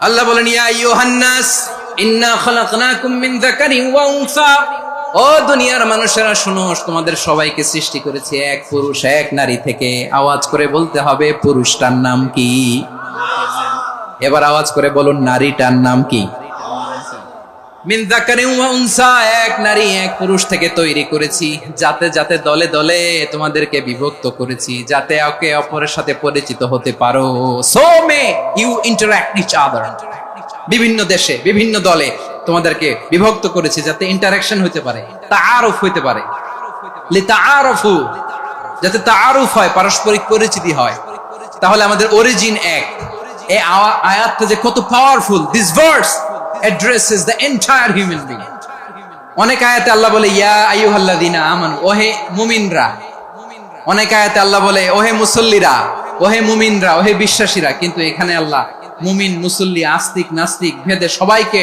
একসাথে অ্যাড্রেস করেছেন আল্লাহ বলেছেন ইয়া আইয়ুহান নাস ওহে মানব সকল he addresses the entire human being regardless the colors the races the languages the ethnicities and reminded us we all from one origin চিল্লায়ে বলেন আল্লাহু আকবার আল্লাহ বলেন তোমাদের সবাইকে বানিয়েছি এক পিতা আদম এক মাতা হাওয়া থেকে দলে দলে গ্রামে গ্রামে ছড়িয়ে দিয়েছি যাতে করে তোমরা পরিচিত হতে পারো আমি আল্লাহর কাছে তোমাদের কোনো ধরনের আলাদা মর্যাদার কোনো স্ট্যান্ডার্ড নাই একটা ছাড়া ইন্না আক্রামাকুম ইনদাল্লাহি আতকাকুম আমার কাছে তার মর্যাদা সব চাইতে বেশি যার হৃদয়ে তাকওয়া থাকবে বেশি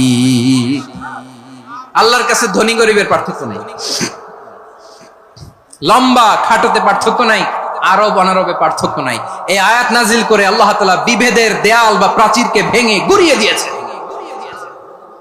সবাই সমান আমরা সবাই সমান কোনো পার্থক্য নাই তাহলে আমরা এক উম্মাহ আওয়াজ করে বলতে হবে আমরা কি আমরা কয় উৎস থেকে এসেছি এক উৎস এবার আল্লাহ বললেন শুধু চাই না বিশ্বনবী আমাদের শিখিয়ে দিলেন শুধু এক উম্মাহ না শুধু এক উৎস না তোমরা এক দেহ এক প্রাণ আল্লাহু আকবার এক দেহ এক প্রাণ বানানোর কথা না বিশ্বনবীর কথা বিশ্বনবী বলেন মাসালুল মুমিনিনা ফি তাওয়াদ্দিহিম ওয়া তাআতুফিহিম ওয়া তারাহুমিহিম মাসালুল জাসাদ মুমিনের ভালোবাসা সম্প্রীতি ঔদার্যতা এটার দৃষ্টান্ত কি লাইক ওয়ান সিঙ্গেল বডি একটা দেহের মতো সবাই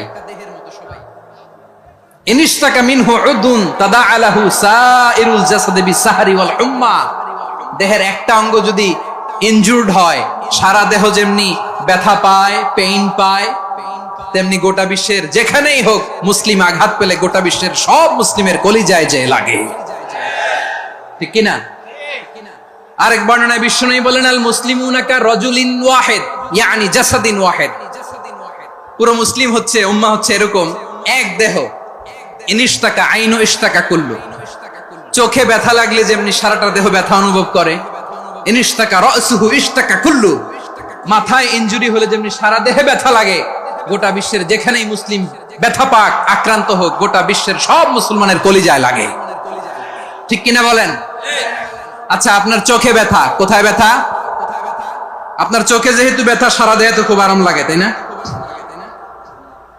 আপনার প্রচন্ড মাথা ব্যথা মাঝে মাঝে হয় না আমার ভাইয়েরা মাথা ব্যথা হয় না আপনাদের প্রচন্ড মাথা ব্যথা তো সারা দেহটা তো খুব আরামে আছে না নাকি চোখে ব্যথা লাগলে ইনজুরি হলে সারা দেহ সেই ব্যথা অনুভব করে মাথায় ব্যথা হলে সারা দেহ সেই ব্যথা অনুভব করে কি করে না ঠিক অনুরূপ ভাবে কাশ্মীরে আমার মুসলিম ভাইরা আক্রান্ত হলে আমাদের হৃদয়ে রক্তক্ষরণ হয় কি হয় না ফিলিস্তিনে আমার ভাইদের উপর যখন বম্বিং হয় আমাদের চোখ বেয়ে দাঁড় করে পানি ঝরে কি ঝরে না আমার রোহিঙ্গা মুসলিম ভাইরা যখন কাঁদে তাদের সাথে আমরাও কাঁদি কিনা কেন কাঁদি কারণ এক দেহ কথা বুঝে নাই আওয়াজ করে বলেন এক দেহ ফিলিস্তিনের সাথে আমার ভাইদের সাথে আমরা সংহতি প্রকাশ করছি আমরা মুষ্টিবদ্ধ হাতকে উপরের দিকে করে আওয়াজ করে আমার সাথে সাথে পড়ুন ফ্রি ফ্রি আল আকসা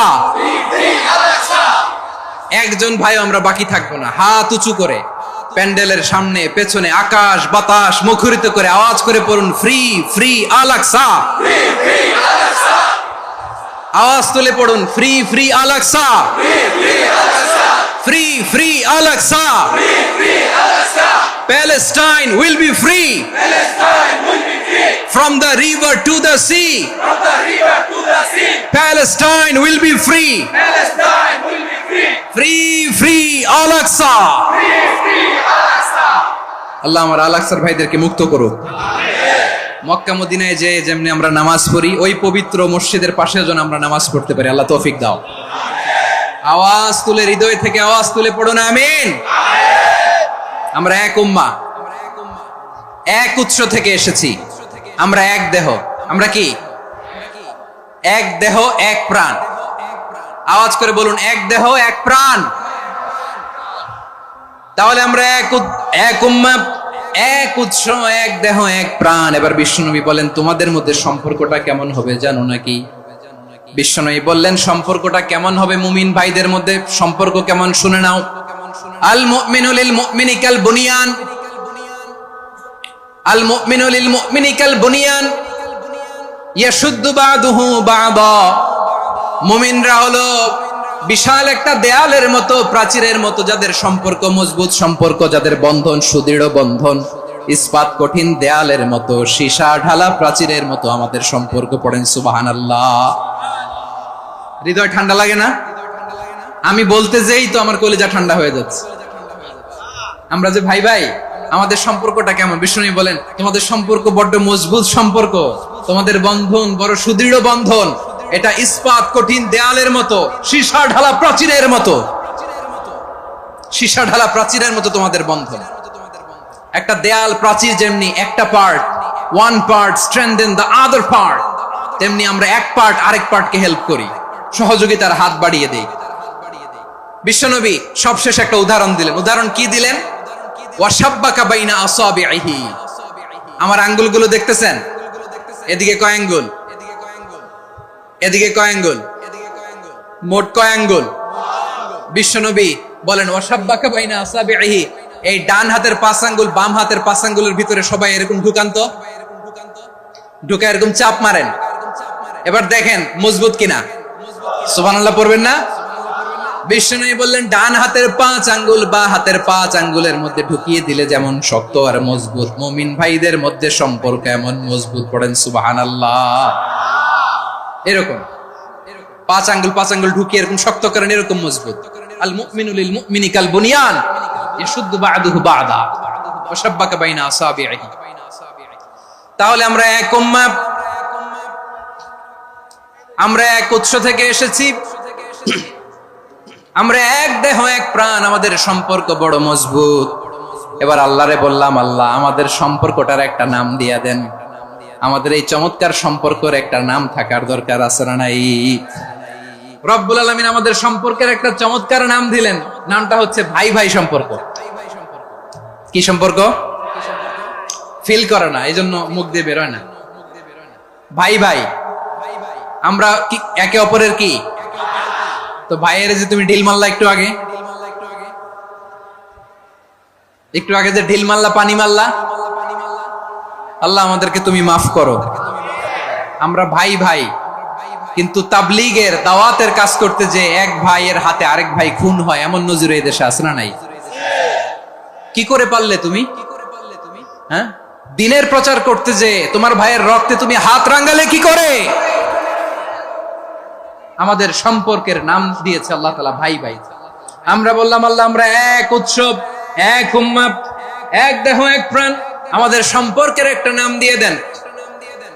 রব্বুল আলামিন বললেন, ইন্নামাল মুমিনুনা ইখওয়াতুন ফাসলিহু বাইনা আখাওয়াইকুম ওয়াত্তাকুল্লাহ লাআল্লাকুম তুরহামুন। নিশ্চয়ই মুমিনরা হলো ভাই ভাই, নিশ্চয়ই তোমরা মুমিনরা ভাই ভাই, তোমাদের সম্পর্কের নাম তোমরা পরস্পর ভাই ভাই। এই ভাই ভাইয়ের মধ্যে যদি বিরোধ লাগে তাহলে আপোষ মীমাংসা করে দাও, শান্তি সমঝোতা করে দাও। আল্লাহকে ভয় করো, রহমত নাজিল করবে কে? ভাই ভাইয়ের মধ্যে যদি বিরোধ হয় কি করবেন? আরো লাগাই দিবেন নাকি? মাশাআল্লাহ, মিটাই দিব। তোমরা ভাই ভাই, ভাই ভাই বিরোধ হলে আপোষ মীমাংসা করে দাও, শান্তি সমঝোতা করো, মজা নিও না। আপনার বাড়ির পাশে আপন দুই ভাই মারামারি লাগছে, আপনি দেখলে কি করেন? অনেকে মজা নেয়, অনেকে কি করে? মজা নেয়, আরেকটু লাগুক। আবার বলে হাত থাকতে মুখে কি বলে? কপাল পোড়া, কপাল পোড়া, আফসুস তাদের জন্য, কপাল পোড়া। ভাই ভাই ঝগড়া লাগলে বলবেন যে হাত থাকতে মুখে কি, নাকি কলিজা কাঁপে না আপনার? আপনি যে মজা নেন, আমরা ভাই ভাই, মজা নেওয়া যাবে না, মিলিয়ে দিতে হবে। মুমিনদের আল্লাহ একটা সম্পর্ক জুড়ে দিলেন, সম্পর্কের নাম ভাই ভাই। আমরা সবাই কি? আওয়াজ করে বলেন, আমরা সবাই কি? আল উখুয়া, ব্রাদারহুড। সুবহানাল্লাহ, কত চমৎকার ইসলাম আমাদেরকে শিখিয়েছে। ভ্রাতৃত্ব তিন ধরনের, একটা হচ্ছে আল উখুয়া আল ইনসানিয়া, হিউম্যান ব্রাদারহুড, মানবিক দিক থেকে ভাই, যারাই মানুষ তারাই আমার ভাই। ভ্রাতৃত্বের আরেকটা রূপ হচ্ছে আল উখুয়া আন নাসাবিয়া, রক্তের সম্পর্কের ভাই, আমার আপন ভাই। তিন নম্বর প্রকার হচ্ছে আল উখুয়া আদ-দীনিয়া, দ্বীনি ভাই। এটা নিয়ে কথা বলতেছি আমি। এই দ্বীনি ভাই, মানবিক ভাই, রক্তের সম্পর্কের ভাইকেও ছাড়িয়ে যায়। এটা ফিল করতে হবে। এই আমার দ্বীনি ভ্রাতৃত্ববোধ। ফিলিস্তিনে বোমা ফুটলে যে আমি তাহাজ্জুদের জায়নামাজে কাঁদি, কাশ্মীরের ভাইরা আক্রান্ত হলে যে আমার বুক ফেটে কান্না আসে, কারণ আমরা দ্বীনি ভাই। আমরা কি ভাই? দ্বীনি ভাই। সম্পর্কের দিক থেকে এটা সবচেয়ে মজবুত, এটা আমাদেরকে ফিল করতে হবে। সম্পর্কের দিক থেকে এটা কি? সবচেয়ে মজবুত, দ্বীনি ভাই।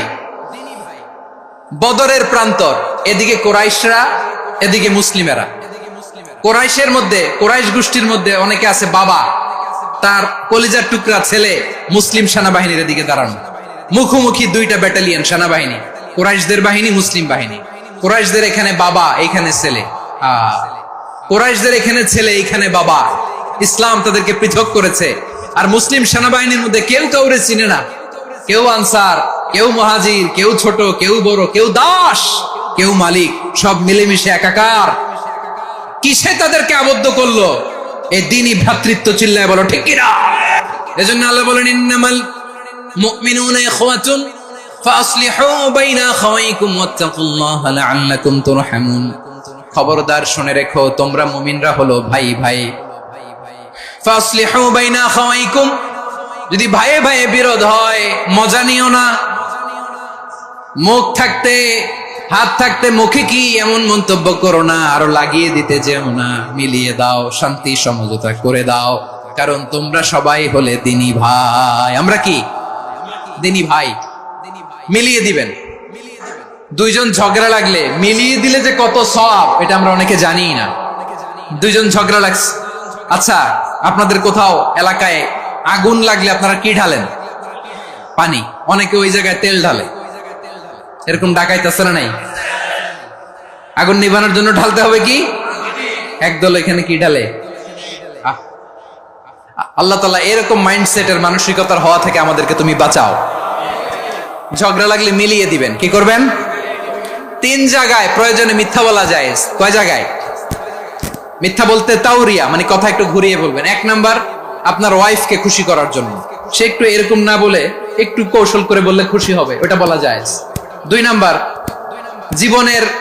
জীবন মরণের ব্যাপার, জান বাঁচানোর জন্য একটু কৌশল করে ঘুরিয়ে বললেন, এটা জায়েজ। তিন নাম্বার, দুইজন ঝগড়া লাগছে তাদেরকে মিলিয়ে দেওয়ার জন্য কৌশল করে একটু মিথ্যা বলা, ঘুরিয়ে বলা যায়। দুইজনের মধ্যে দেখলেন যে সম্পর্ক খারাপ, একজনরে বললেন, ভাই সে তো ওই দিন আপনার ব্যাপারে অনেক প্রশংসা। কি আমার ব্যাপারে প্রশংসা? তার সাথে তো আমার মারাত্মক সম্পর্ক। কি বললো? এই বললো আপনি নাকি এই করছেন, ওই করছেন, অনেক প্রশংসা। লোকটার মন খুশি হয়ে যাবে তার ব্যাপারে, ঠিক কিনা? আবার তার সাথে যার ঝগড়া, ওরে যে বলুন, ভাই ওই দিন তো সে আপনার অনেক অ্যাপ্রিসিয়েশন করলো, অনেক। সে তো অবাক, কি বলে কি আমার? এই যে দুইজনের ব্যাপারে দুইজনের একটু ভালো ভালো কথা বলে দিচ্ছেন, একদিন দেখবেন রাস্তা দিয়ে হাঁটার সময় একে অপরকে সালাম দিয়ে ফেলছে, সালাম দিয়ে বুকে জড়ায় ধরছে, আছে না নাই? আবার মিলমিশ হয়ে গেছে। কিন্তু আমাদের স্বভাব হইলো, দুই প্রতিবেশী যদি একসাথে বসে একসাথে হাঁটে, দূর থেকে দেখলে আমাদের জ্বলে, আছে না নাই? ঘটনা কি? এই দুইটার মধ্যে এত মিল কে? এই দুইটার মধ্যে গিরিঙ্গি লাগানো যায় কিভাবে? হ্যাঁ, এই বন্ধুত্ব ফ্রেন্ডশিপ নষ্ট করা যায় কিভাবে? এরকম মানসিকতা সবার না, আমাদের অনেকের মধ্যে আছে না নাই? আল্লাহর কাছে তওবা করেন, এই মানসিকতার যেন আমরা না হই, আমরা মিলিয়ে দিব। বিশ্বনবী বলেন, আলা উখবিরুকুম বিআফদাল দারাজা, আলা উখবিরুকুম বিআফদাল মিন দারাজাতিস সিয়ামি ওয়াস সালাতি ওয়াস সাদাকা। হে আমার উম্মতেরা, নামাজ, রোজা, দান, দেখেন নামাজ, রোজা, দানের চেয়েও বড় কোন শ্রেষ্ঠ ইবাদতের কথা আমি কি তোমাদের বলবো না? সাহাবারা তো অবাক, বলে কি নামাজের চেয়ে বড় ইবাদত, রোজার চেয়ে বড়, দান করার চেয়ে বড় ইবাদত?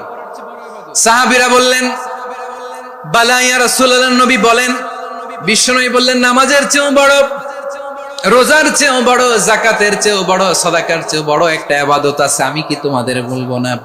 সাহাবারা বললেন, ইয়া রাসূলুল্লাহ, বালা, অবশ্যই বলবেন, সেটা কি? বিশ্বনবী বললেন, ইসলাহু যাতিল বাইন।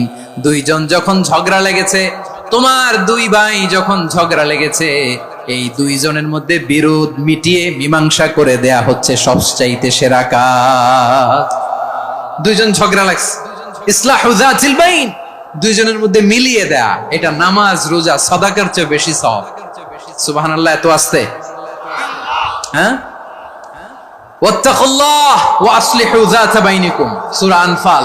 আল্লাহ বলেন, আল্লাহরে ভয় করো, ঝগড়া লাগলে মজা নিও না, ওয়াত্তাকুল্লাহ, আল্লাহরে ভয় করো, ফাসলিহু যাতা বাইনিকুম, মিলিয়ে দিও। তাহলে আমরা মিলায়ে দিব, রাজি আছেন তো? তাহলে আমরা এক উম্মাহ, এক উৎস থেকে এসেছি, এক দেহ এক প্রাণ, আমাদের সম্পর্ক বড় মজবুত, সীসাঢালা প্রাচীরের মতো, কেউ টলাতে পারে না, কেউ ভাঙতে পারে না, ঠিক কিনা? আবার আমাদের সম্পর্ক হলো ভাই ভাই, আমরা ঐক্যবদ্ধ থাকার জন্য দুনিয়ায় এসেছি। কেমন করে ঐক্যবদ্ধ থাকতে হয় দুনিয়াবাসীর শেখানোর জন্য এসেছি।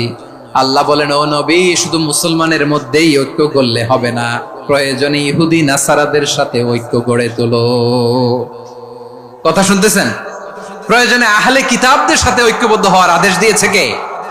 সবাই বলতে হবে, আওয়াজ করে বলেন। আহলে কিতাব, ইহুদি নাসারাদের সাথেও প্রয়োজনে ঐক্যবদ্ধ হওয়ার ঘোষণা দিয়েছে কে? বিশ্বনবী মক্কা থেকে মদিনায় হিজরত করতে গেছেন, ওখানে ইহুদিদের সাথেও কোয়ালিশন করেছেন। সুবহানাল্লাহ পড়বেন না? বনু কাইনুকা, বনু নাযীর, বনু কুরাইজা, এই তিনটা দলের সাথে বিশ্বনবী কোয়ালিশন করেছেন একসাথে, কিন্তু তাদের বিশ্বাসঘাতকতার কারণেই তারা বহিষ্কৃত হয়েছে মদিনা থেকে। বিশ্বনবীর এখানে কোনো দোষ নাই, বিশ্বনবী ঐক্যবদ্ধ হতে চেয়েছেন। আল্লাহ তাআলা নবীরে বললেন, নবী তুমি তাদেরকে বলো, ও আহলে কিতাবের ভাইয়েরা, ইহুদি নাসারারা, এসো এসো এসো, আমরা এমন একটা বিশ্বাসের প্রশ্নে একত্রিত হই, যে বিশ্বাস তোমাদের নবীরাও প্রচার করেছে, যে বিশ্বাস আমিও প্রচার করি, যে বিশ্বাসের কথা তোমাদের পবিত্র ধর্মগ্রন্থগুলোতে রয়েছে, আবার যে বিশ্বাসের কথা আমার কোরআনের মধ্যেও রয়েছে, আসলে ওই কথায় আমরা একত্রিত হই। সুবহানাল্লাহ। তাহলে ভিন্ন ধর্মী তাদের সাথে যখন আমরা ঐক্য করব, কিসের উপর ঐক্য? একটা কমন ফেইথ, একটা মৌলিক বিশ্বাসের উপর ঐক্য। আল্লাহ তাআলা বলছেন, কুলিয়া আহলাল কিতাবি তাআলাউ ইলা কালিমাতিন সাওয়াইম বাইনানা ওয়া বাইনাকুম আল্লা না'বুদা ইল্লাল্লাহ ওয়া লা নুশরিকা বিহি শাইআ ولا يتخذ بعضنا بعضا أربابا من دون الله فإن تولوا فقولوا اشهدوا بأننا مسلمون। পড়েন আল্লাহু আকবার। রব্বুল আলামিন বিশ্বনবীকে ডেকে বললেন, নবী তোমার প্রতিবেশী ইহুদিদেরকে ডেকে বলো, তাআলাউ ইলা কালিমাতিন সাওয়াইম বাইনানা ওয়া বাইনাকুম, ও ইহুদিরা, আসো এক টেবিলে বসি, আসো এমন একটা কথার উপরে আমরা সবাই একমত হয়ে যাই, যেই কথা তোমরাও মানো আমরাও মানি, সেটা হচ্ছে আল্লাহ ছাড়া আমরা কারো ইবাদত করব না, আমরা সবাই মিলে ইবাদত করি একজনের, তিনি কে? আল্লাহ ছাড়া কারো ইবাদত চলবে না, আল্লাহর সাথে আমরা শরীক করব না, আল্লাহ ছাড়া নিজেরা নিজেদেরকে রব হিসেবে মানব না। এই তিনটা বিষয়ে যদি একমত হও, চলো আমরা একসাথে বসি, আমরা ঐক্যবদ্ধ হই। পড়েন সুবহানাল্লাহ। তাহলে দেখেন, ঐক্য কি শুধু মুসলমানদের মধ্যে না, প্রয়োজনে অন্য ধর্মের সাথেও ঐক্যবদ্ধ হতে হয়। যদি পরিস্থিতি কখনো এমনও হয় শিরকের আড্ডাখানা, আপনি ঐক্য প্রতিষ্ঠার জন্য, ঐক্য রক্ষার জন্য তাও শুধু তাওহীদের দাওয়াত দিবেন, ওইখানে আক্রমণ করবেন না। এটা কোরআনের নীতি। কথা বুঝতে পেরেছেন? সামনে শিরকের কি কথা কয় না, শিরকের কি আড্ডাখানা, আখড়া। কিন্তু ঐক্য বজায় রাখার জন্য, গৃহযুদ্ধ এড়ানোর জন্য আপনি শুধু এটা যে শিরক, এটা হারাম, এটা থেকে তোমরা বেঁচে থাকো, শুধু দাওয়াত দিবেন, আপনি আক্রমণ করবেন না। এটা কোরআনের বিধান। সুবহানাল্লাহ কইবেন না? মুসা আলাইহিস সালাম আল্লাহর সাথে সরাসরি কথা বলতেন। ওয়াকাল্লামাল্লাহু মুসা তাকলিমা। সুবহানাল্লাহ পড়েন, আওয়াজ তুলে সবাই বলেন সুবহানাল্লাহ। এখন বনি ইসরাইল হচ্ছে পৃথিবীর সবচেয়ে গোয়ার জাতি। তারা বলে, মুসা তুমি যে আল্লাহর সাথে কথা বলো আমরা তো দেখি না, তুমি যে কথা বলো আমরা তো শুনি না, তো কি করতে হবে? বনি ইসরাইল বলে, আমাদের মধ্য থেকে 70 জন নিয়ে যাইতে হবে তোর পাহাড়ে। ওরা আয়েশা যদি কয় হয় আমরা শুনছি, তাহলে বিশ্বাস করবো। কত বড় ডাকাত দেখছেন বনি ইসরাইল। এদের চেয়ে গোয়ার জাতি নাই। এত গোয়ার তুমি করেছো মুসা আলাইহিস সালামের সাথে।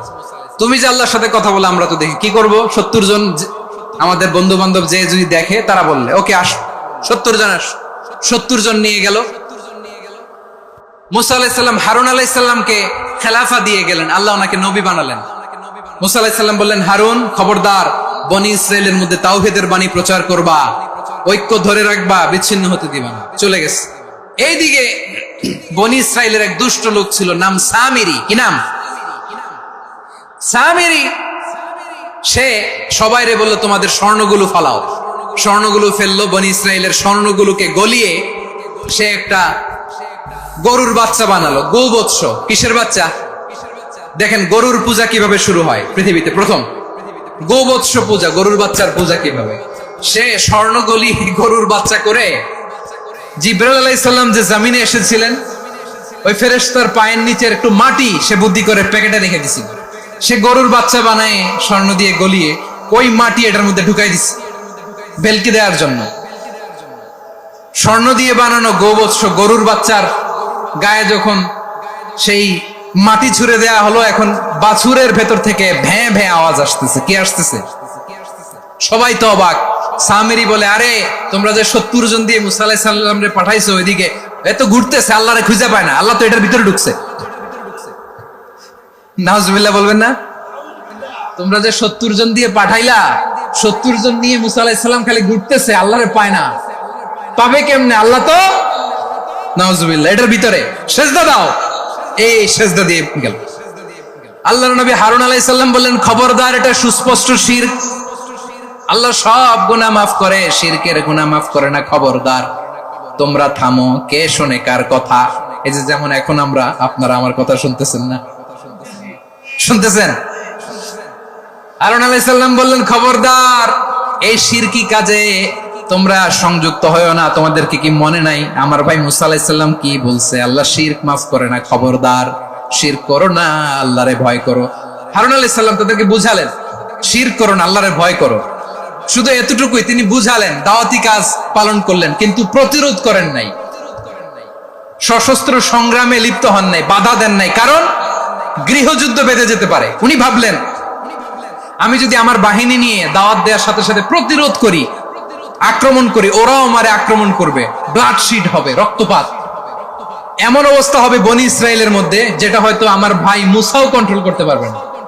সুবহানাল্লাহ কইবেন না? এক একজন নবীকে আল্লাহ তাআলা কি ইন্টেলেক্ট দিয়ে পাঠিয়েছেন। তিনি ভাবলেন, আমি দাওয়াতি কাজটাই করি, এটা যে হারাম এটা থেকে শুধু বারণ করি, কিন্তু প্রতিরোধ না করি। আমি যদি ঐক্য ধরে রাখতে পারি, বাকিটা আমার ভাই সামলে নেবে। সুবহানাল্লাহ। হারুন আলাইহিস সালাম প্রতিরোধ করলেন না। বনি ইসরাইলের মধ্যে গৃহযুদ্ধ বেঁধে যাওয়ার আশঙ্কায় প্রতিরোধ করলেন না, আক্রমণ করলেন না, শুধু দাওয়াত দিলেন। ইন দা মিন টাইম মুসা আলাইহিস সালাম আল্লাহর সাথে কথা বলে যখন ফিরে আসলেন, দেখলেন বনি ইসরাইলের অধিকাংশ লোক মুশরিক হয়ে গেছে। মুশরিক হয়ে গেছে। মুসা আলাইহিস সালাম রেগে গেলেন। রেগে প্রথমে বনি ইসরাইলদেরকে অ্যাটাক না করে ভাইয়ের দাড়ি ধরলেন। হারুন আলাইহিস সালামের দাড়ি আর চুল। মেজাজি নবী ছিলেন। হারুন, তুমি কি করলা? তোমার কি দায়িত্ব দিয়ে গেলাম, তুমি কি করলা? তুমি থাকতে বনি ইসরাইল কেমন করে শিরকের কাজে নিমজ্জিত হয়ে যায়? ইন্নী خشيت أن تقول فرقت بين بني إسرائيل ولم ترقب قولي ও আমার ভাই, আমার দাড়ি ধরবেন না, আমার মারবেন না। আমি ভয় করেছি, আমি ভয় পেয়েছি, না জানি আপনি বলেন তুমি কেন খশিতু আন তাকুলা ফাররাকতা বাইনা বানি ইসরাইল, আপনি এসে আমারে যদি বলেন তুমি কেন ঐক্য ধরে রাখলে না, কেন মারামারি হলো, কেন রক্তপাত হলো, তোমারে কি এই দায়িত্ব আমি দিয়ে দিয়েছিলাম? আমার কথার দিকে কি তুমি ভ্রুক্ষেপ করো নাই? আমি যে বলছি তাওহীদের বাণী প্রচার করবা আর ঐক্য ধরে রাখবা, আমার কথা কি শোনো নাই? আপনি আমারে ধমকাবেন, এই জন্য আমি প্রতিরোধ করি নাই, আক্রমণ করি নাই, গৃহযুদ্ধ আটকানোর জন্য কিন্তু আমি দাওয়াত দিয়েছি। সুবহানাল্লাহ পড়েন। ঐক্য ধরে রেখেছেন। মুসা আলাইহিস সালাম মুহূর্তেই সামিরীকে আক্রমণ করলেন, অ্যাটাক করলেন, শাস্তি দিলেন। মুহূর্তেই ওই গোবৎস গরুর বাছুরকে ভেঙে চুড়ে মেসাকার করে সাগরের মধ্যে ভাসিয়ে দিলেন। পুরো বনি ইসরায়েলকে আবার তাওহীদের উপর প্রতিষ্ঠিত করলেন। পড়েন সুবহানাল্লাহ। এই ঘটনা থেকে শিক্ষা কি? শিক্ষা হচ্ছে আপনি শিরকের আড্ডাখানা দেখলেও বৃহৎ স্বার্থে তাওহীদের দাওয়াত দিবেন, প্রয়োজনে আপনি ঐক্য নষ্ট করবেন না। সুবহানাল্লাহ পড়বেন না? তাহলে ঐক্যের গুরুত্ব বেশি না কম? বলেন, আওয়াজ করে বলেন। ওয়াতাসিমু বিহাবলিল্লাহি জামিআ, আল্লাহর রশিকে আঁকড়ে ধরো। ওয়ালা তাফাররাকু, তোমরা বিচ্ছিন্ন হয়ো না। এখন বলেন আমাদের ঐক্যবদ্ধ জীবনের দরকার আছে না নাই? এই যে ডক্টর মোহাম্মদ ইউনূস আমাদের লিডার, উনি যে আমাদেরকে জাতীয় ঐক্যের আহ্বান জানিয়েছে, ওনার আহ্বানে আমাদের সাড়া দেওয়ার দরকার আছে না নাই? রাজনীতিবিদদের যে ডাকছে, খুশি লাগে নাই আপনার? আলেমদের ডাকছে, খুশি লাগে নাই? আলহামদুলিল্লাহ বলবেন না? আলহামদুলিল্লাহ, সবাইকে ডেকেছে, ঐক্যবদ্ধ করেছে। আমরা ঐক্যবদ্ধ থাকতে চাই, আমরা ঐক্যবদ্ধ জীবন চাই, আমরা আর কাদা ছড়াছড়ি করতে চাই না। রাজি আছেন সবাই? এখন আমরা যদি ঐক্য নষ্ট করি, আমাদের কি কি সমস্যা, কি ক্ষতি, কি কুফল? অনৈক্যের কুফল কি? What are the drawbacks and disadvantages of division, social and political division in the society, disunity. আমরা যদি বিচ্ছিন্ন হই, একে অপরের যদি মারামারি করি, একজন যদি আরেকজনের কাফের ফতুয়া দেয়, আমাদের কি ক্ষতি? শুনবেন? কথা কয় না, শুনবেন? এক নাম্বার ক্ষতি হচ্ছে আমরা যদি বিচ্ছিন্ন হই, আমাদের শক্তি কমে যাবে, আমাদের পাওয়ার আমরা হারাবো। আমাদের কি হারাবো? পাওয়ার। মনে রাখবেন, যখন আমি একা থাকি তখন আমি ব্যক্তি, যখন আমরা সবাই মিলি তখন আমরা শক্তি। এই শক্তি নিয়ে আমাদের সামনে এগিয়ে যাওয়ার দরকার আছে না নাই? তাহলে আমরা যদি নিজেরা বিরোধে লিপ্ত হই, আমাদের ক্ষমতা, পাওয়ার ছুটে যাবে। আমরা এই পাওয়ার হারাতে চাই না, ঠিক কিনা বলেন? রব্বুল আলামিন ঠিক তাই বললেন। রব্বুল আলামিন বললেন, খবরদার, ওয়াতিউল্লাহ ওয়া রাসূলাহু ওয়া লা তানাযাউ ফাতাফশালু ওয়া তাযহাবা রিহুকুম ওয়াসবিরু ইন্নাল্লাহা মা'আস সাবিরিন। আল্লাহর আনুগত্য করো, নবীর আনুগত্য করো, কিন্তু খবরদার নিজেরা বিরোধে লিপ্ত হয়ো না, নিজেরা মারামারি করো না, তাহলে তোমাদের শক্তি কমায় দিবে কে? ফাতাফশালু, তোমরা সাহস হারাবা, ওয়া তাযহাবা রিহুকুম, তোমাদের শক্তি কমে যাবে, পাওয়ার কমে যাবে। তাহলে আমরা যদি নিজেরা মারামারি করি, আমরা নিজেরা যদি বিচ্ছিন্নতায় লিপ্ত হই, আমরা যদি মতানৈক্য করি, তাহলে আমাদের শক্তি কমে যাবে, ঠিক কিনা? আমরা শক্তি কমাবো। আচ্ছা, ছোট্ট একটা বাঁশের কঞ্চি যদি আপনারা দেয়, পায়ের মধ্যে ধাক্কা দিয়ে ভাঙতে পারবেন না? এরকম বাঁশের কঞ্চি যদি 20টা একসাথে জোড়া লাগায় দেয়, ভাঙতে পারবেন? কথা বুঝে নাই মনে হয়। চিকন একটা বাঁশের কঞ্চি দিলে ভাঙা যাবে না? এরকম চিকনই 20টা বাঁশের কঞ্চি একসাথে লাগাই দিলে ভাঙতে পারবেন? কারণ যখন আমি একা থাকি তখন আমি ব্যক্তি, যখন আমরা সবাই মিলি তখন আমরা শক্তি। আমরা যেন শক্তি না হারাই। আমরা বিরোধে লিপ্ত হলে আমাদের শক্তি কমে যাবে। এই হচ্ছে 1 নম্বর ডিসঅ্যাডভান্টেজ। 2 নম্বর ডিসঅ্যাডভান্টেজ হচ্ছে আমরা নিজেরা বিরোধে লিপ্ত হলে অন্যরা আমাদের মাথায় কাঁঠাল ভেঙে খাইতে সুবিধা হয়। কথা বুঝেন নাই? আমরা যদি বিরোধে লিপ্ত হই তাহলে পরাশক্তিগুলোর সুবিধা, তখন আমাদের কাউকে দিতে হবে ট্রানজিট, কাউকে দিতে হবে সেন্ট মার্টিন, কাউকে দিতে হবে দেশের অর্ধেক। চিল্লায় বলো ঠিক কিনা? নিজেদের প্রবলেম সলভ করার ক্যাপাসিটি আমাদের আর থাকবে না। আমরা বিচ্ছিন্ন হব না। নিজেরা বিরোধে জড়ালে পরাশক্তিগুলো আমাদের মাথায় কাঁঠাল ভেঙে খায়। তখন ভারতের পিছনে দৌড়াতে দৌড়াতে, আমেরিকার পিছনে দৌড়াতে দৌড়াতে আমাদের জুতার তলা ক্ষয় হইয়া যাইবে। নিজেরা নিজেদের প্রবলেম সলভ করা যাবে না। আমরা যদি অন্যের পিছনে না দৌড়াতাম আর এই বিরোধকে থামাতে পারতাম, বাংলাদেশ আজকে যেখানে আছে তার কমপক্ষে 50 গুণ সামনে থাকতো। চিল্লায় বলেন ঠিক কিনা?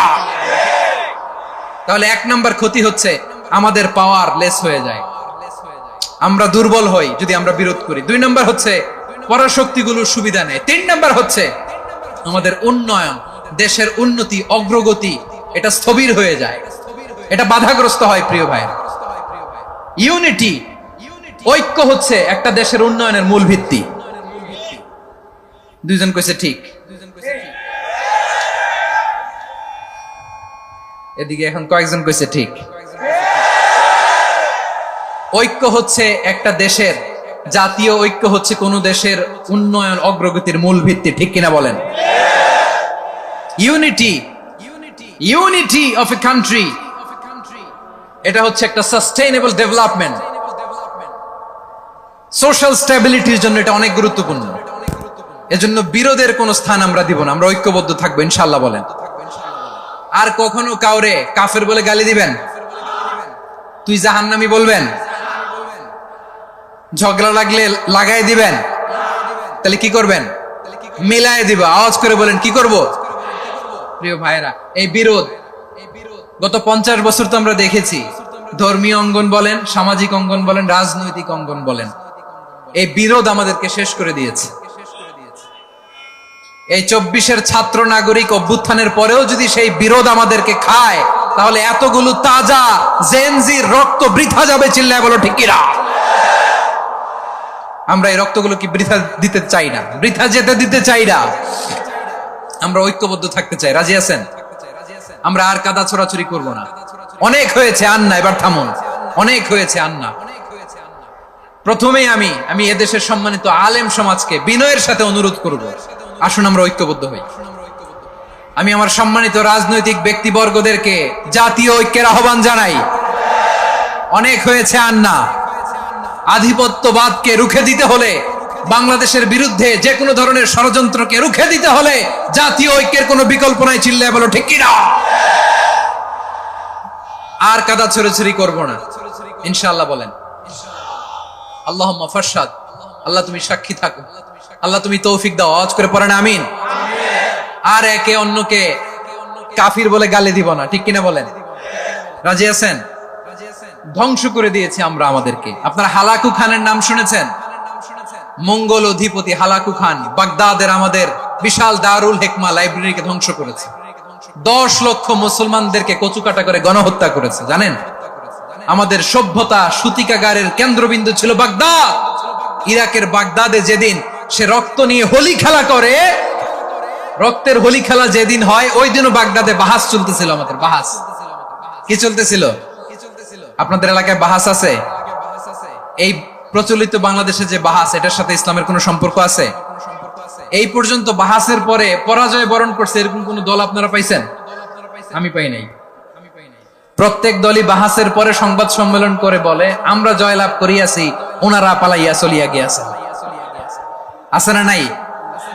কারণ সত্য জানার জন্য, সত্য মানার জন্য আসে না তো, নিজের জ্ঞান জাহির করার জন্য বাহাস করে। বিপক্ষ দলের আলেমকে ছোট করার জন্য বাহাস করে। এই বাহাসের স্থান ইসলামে নাই। চিল্লায় বলো ঠিক কিনা? এই সমস্ত বাহাসের দিন শেষ। ঐক্যবদ্ধ হওয়ার বাংলাদেশ। প্রিয় ভাইরা, হালাকু খান সে দারুল হিকমা লাইব্রেরি জ্বালিয়ে পুড়িয়ে এই সব দামি দামি বইগুলো, আমাদের দামি দামি ঐতিহাসিক তুরাসি ক্লাসিক বইগুলোকে দজলা নদীতে ফেলেছে। পুরা দজলা নদী কালো হয়ে গিয়েছে। 10 লক্ষ মুসলমানকে গণহত্যা চালিয়ে এই রক্তের বন্যা যখন দজলা নদীর পানিতে মিশে গিয়েছে, দজলা নদীর পানি লাল হয়ে গিয়েছে। যেই দিন বাগদাদে গণহত্যা চলে, ওই দিনও বাগদাদে বাহাস চলতেছিল। কিসের বাহাস জানেন? মেসওয়াক, ডান মারি থেকে করা সুন্নাহ, এটা আমরা জানি। এখন কি উপরের মারি না নিচের মারি? বাহাসের বিষয়। এই বাহাস করবেন আপনারা? বিশ্ব যখন এগিয়ে চলেছে, আমরা তখন বসে বিবি তালাকের ফতুয়া খুঁজেছি কোরআন হাদিস চষে। তালাক ইসলামের অনেক গুরুত্বপূর্ণ অনুষঙ্গ। তালাক কোরআনের একটা সূরা। কিভাবে তালাক হবে না হবে আমাদের ফোকাহায়ে একরাম, আমাদের আকাবেররা সব বলে গিয়েছেন, সব জানা। আপনি হয় এটা মানবেন নয় ওইটা নিয়ে বাহাসের দরকার নাই, ওইটা নিয়ে মারামারির স্থান ইসলামে নাই। আওয়াজ করে বলেন ঠিক কিনা? এই যে আমি বিনয়ের সাথে আলেম সমাজকে জাতীয় ঐক্যের আহ্বান জানালাম, এটার সাথে আপনারা সংহতি প্রকাশ করেছেন। এখন এটা রোড ম্যাপ কি, কিভাবে আমরা ঐক্য প্রক্রিয়াতে এগিয়ে যাব। আমাদের ওলামা মাশায়েখদেরকে, আমার মাথার তাজ, তাদেরকে আমরা বলি, এই যে আমরা ঐক্যবদ্ধ হই নাই, আমরা কি বড় কিছু অর্জন করে ফেলছি? বলেন, আমরা কি খুব পাওয়ার সম্মানের জায়গায় আছি? খুব স্ট্রেংথের জায়গায় আছি? তো কিছুই তো নাই। আপনি ঐক্যবদ্ধ হইলে সমস্যা কোথায়? এমন তো না ঐক্যবদ্ধ না হওয়ার কারণে এতদিন আপনার অনেক কিছু ছিল, ঐক্যবদ্ধ হলে আপনি হারাবেন, এমন তো না। নামাজ কায়েম হোক, একমত না জামাত ইসলাম? হেফাজত একমত না? ইসলামী আন্দোলন একমত না? তাবলীগের ভাইয়েরা একমত না? পীরের মুরিদেরা একমত না? আপামর তাওহীদি মুসলিম জনতা একমত না? যাকাত আদায় করতে হবে, সবাই একমত, ঠিক কিনা? নারীদের পর্দা করতে হবে, শালীন পোশাক পরতে হবে, একমত সবাই, ঠিক কিনা? 10টা কমন গ্রাউন্ডে আমরা সবাই এক। এই 10টা কমন গ্রাউন্ডকে সামনে রেখে বিশাল জনসমাবেশ করেন সোহরাওয়ার্দীর ময়দানে, সবাই আসেন। জামাত ইসলাম, হেফাজতে ইসলাম, ইসলামী আন্দোলন, পীরের মুরিদ, তাবলীগ, খেলাফত মজলিস, সবাই একসাথে হন, তাহলে সবাই জানবে যে এই 10টা বিষয়ে আমরা একমত। বলেন, এই ঐক্যতে আপনার দরবার যাবে? দরবার নষ্ট হবে? আপনার দল নষ্ট হবে? আপনার আকীদা নষ্ট হবে? না। আপনার দল আপনার, আমার দল আমার, আপনার পলিসি আপনার, আমার পলিসি আমার, কারো কিছু নষ্ট হবে না। কিন্তু যেই বিষয়ে আমরা সবাই একমত, এরকম 10টা মৌলিক পয়েন্টে আমরা একমত হতে চাই কি চাই না? কমন গ্রাউন্ড, এতে কারো কোনো লস নাই, কারো কোনো ছাড়ও দেয়া লাগবে না, কারো দরবারও যাবে না, কারো দলও নষ্ট হবে না, কারো আকীদাও নষ্ট হবে না। আমার আকীদা আমার, আমার দল আমার, আমার সব ঠিক আছে। শুধু এই বিষয়ে আমি একমত, তুমি একমত, তুমি একমত, তো আমরা সবাই একসাথে বসে জানান দেই যেগুলোতে আমরা একমত, শোডাউন করি। বাংলাদেশের যে কোনো মহাসমাবেশকে সেই দিনের মহাসমাবেশ ছাড়িয়ে যাবে, চিল্লায় বলো ঠিক কিনা? এরপর জেলায় জেলায়, বিভাগীয় বিভাগীয় আপনারা ওয়ার্কশপ করেন, সেমিনার করেন, আইস ব্রেকিং প্রোগ্রাম করেন। এইভাবে আমাদেরকে আগাতে হবে। তাহলে number 1 common ground based, number 2 issue based, issue ভিত্তিক ঐক্য। যখনই জরুরি কোনো ইস্যু আসবে আমরা ঐক্যবদ্ধ হব। রাজি আছেন সবাই? সবাই রাজি আছেন? আল্লাহ তাআলা আমাদের সবাইকে ঐক্যবদ্ধ জীবন ধারণের তৌফিক দান করুক, আমরা পড়ি আমিন। এরপরে রিয়াদে আছে রিয়াদ টাওয়ার। যারা হজ করেছেন দেখেছেন, কাবা ঘরের পাশে একটা আছে দি মক্কা রয়্যাল ক্লক টাওয়ার, ঘড়ির মনোগ্রামওয়ালা, 120 তলা।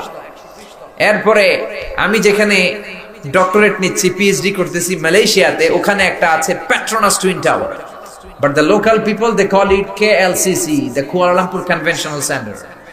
এটা 2টা মিনারের মতো, এইটা 88 তলা, এইটা 88 তলা, মাঝখানে 41st and 42nd ফ্লোরে একটা ব্রিজ ওরা বানিয়েছে, এটার ভেতর থেকে ওইটার ভেতরে যাওয়া যায়। আচ্ছা বলেন তো, in the day of judgement, কিয়ামতের দিন আল্লাহ যখন পৃথিবীটারে ধরে একটা ঝাঁকুনি দিবেন, ওই ভূমিকম্পের চোটে একটা বিল্ডিং কি থাকবে? জোরে বলেন, থাকবে? ইদা জুলজিলাতিল আরদু জিলজালাহা ওয়া আখরাজাতিল আরদু আফকালাহা ইদা রুজ্জাতিল আরদু রাজ্জান ওয়া বুসাতিল জিবালু বাসসা। বলেন আল্লাহু আকবার। আল্লাহ যখন একটা শেক দিবেন, একটা ভাইব্রেশন করবেন, একটা কম্পন করবেন, পুরো পৃথিবীটাকে ধরে যখন রব্বুল আলামিন একটা ঝাঁকুনি দিবেন, ওই ঝাঁকুনির চোটে একটা বিল্ডিংও কি থাকবে না? কি জোরে বলেন। তাহলে গোটা বিশ্বব্যাপী এখন বিল্ডিং বানানোর প্রতিযোগিতা শুরু হয়েছে। বিশ্বনবী তাই বললেন, সৌদিতে কাবার পাশে বিল্ডিং। অবাক করা কাণ্ড, কেন যে সৌদি সরকার এগুলো বানায়? কোন মানুষ বিল্ডিং দেখার জন্য সৌদিতে যায় না, লাব্বাইক লাব্বাইক করে আল্লাহর ডাকার জন্য যায়। জোরে বলেন ঠিক কিনা? মিনা স্টাম্পিডে অনেক হাজি মরল, তারপরে ক্যারেন ক্রাশ করে অনেক হাজি মরল।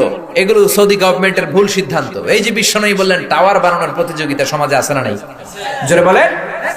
এরপরে বিশ্বনবী বললেন জুহুরুন নিসা কাসিয়াতুন আরিয়াতুন মাইলাতুন মুমিলাত, কিয়ামতের আগে সমাজে পোশাক পরিহিতা উলঙ্গিনী নারী বেড়ে যাবে। পোশাক পরিহিতা উলঙ্গিনী মানে পোশাকও আছে আবার উলঙ্গ। এটা আবার কেমন করে হয়? আমরা জানি পোশাক থাকলে উলঙ্গ নয়, আবার যে উলঙ্গ তার গায়ে পোশাক নাই। জোরে কোন ঠিক কিনা? কিন্তু বিশ্বনবী বললেন পোশাক পরিহিতা উলঙ্গ, পোশাকও পরবে উলঙ্গও থাকবে। তার মানে মেয়েগুলোর পোশাক হবে পাতলা, কিংবা এমন টাইট ফিটিং ফ্যাশনেবল পোশাক পোশাকও পরবে, বাইরে থেকে সবকিছু দেখা যাবে, কোন ঠিক কিনা? টাইট বোরকা পরার কারণে মেয়েটার দেহের উঁচু নিচু ভাঁজগুলো দূর থেকে টের পাওয়া যাবে, জোরে বলেন ঠিক কিনা? সব বোঝা যাবে। বিষ্ণু বললেন লা ইয়াদখুলনাল জান্নাতা ওয়ালা ইয়াজিদনা রিহাহা, জান্নাতের ঘ্রাণ তো পাবেই না, জান্নাতের ঢোকা তো দূরের কথা, জান্নাতের ঘ্রাণও তাদের নাকে লাগবে না, কোন ঠিক কিনা?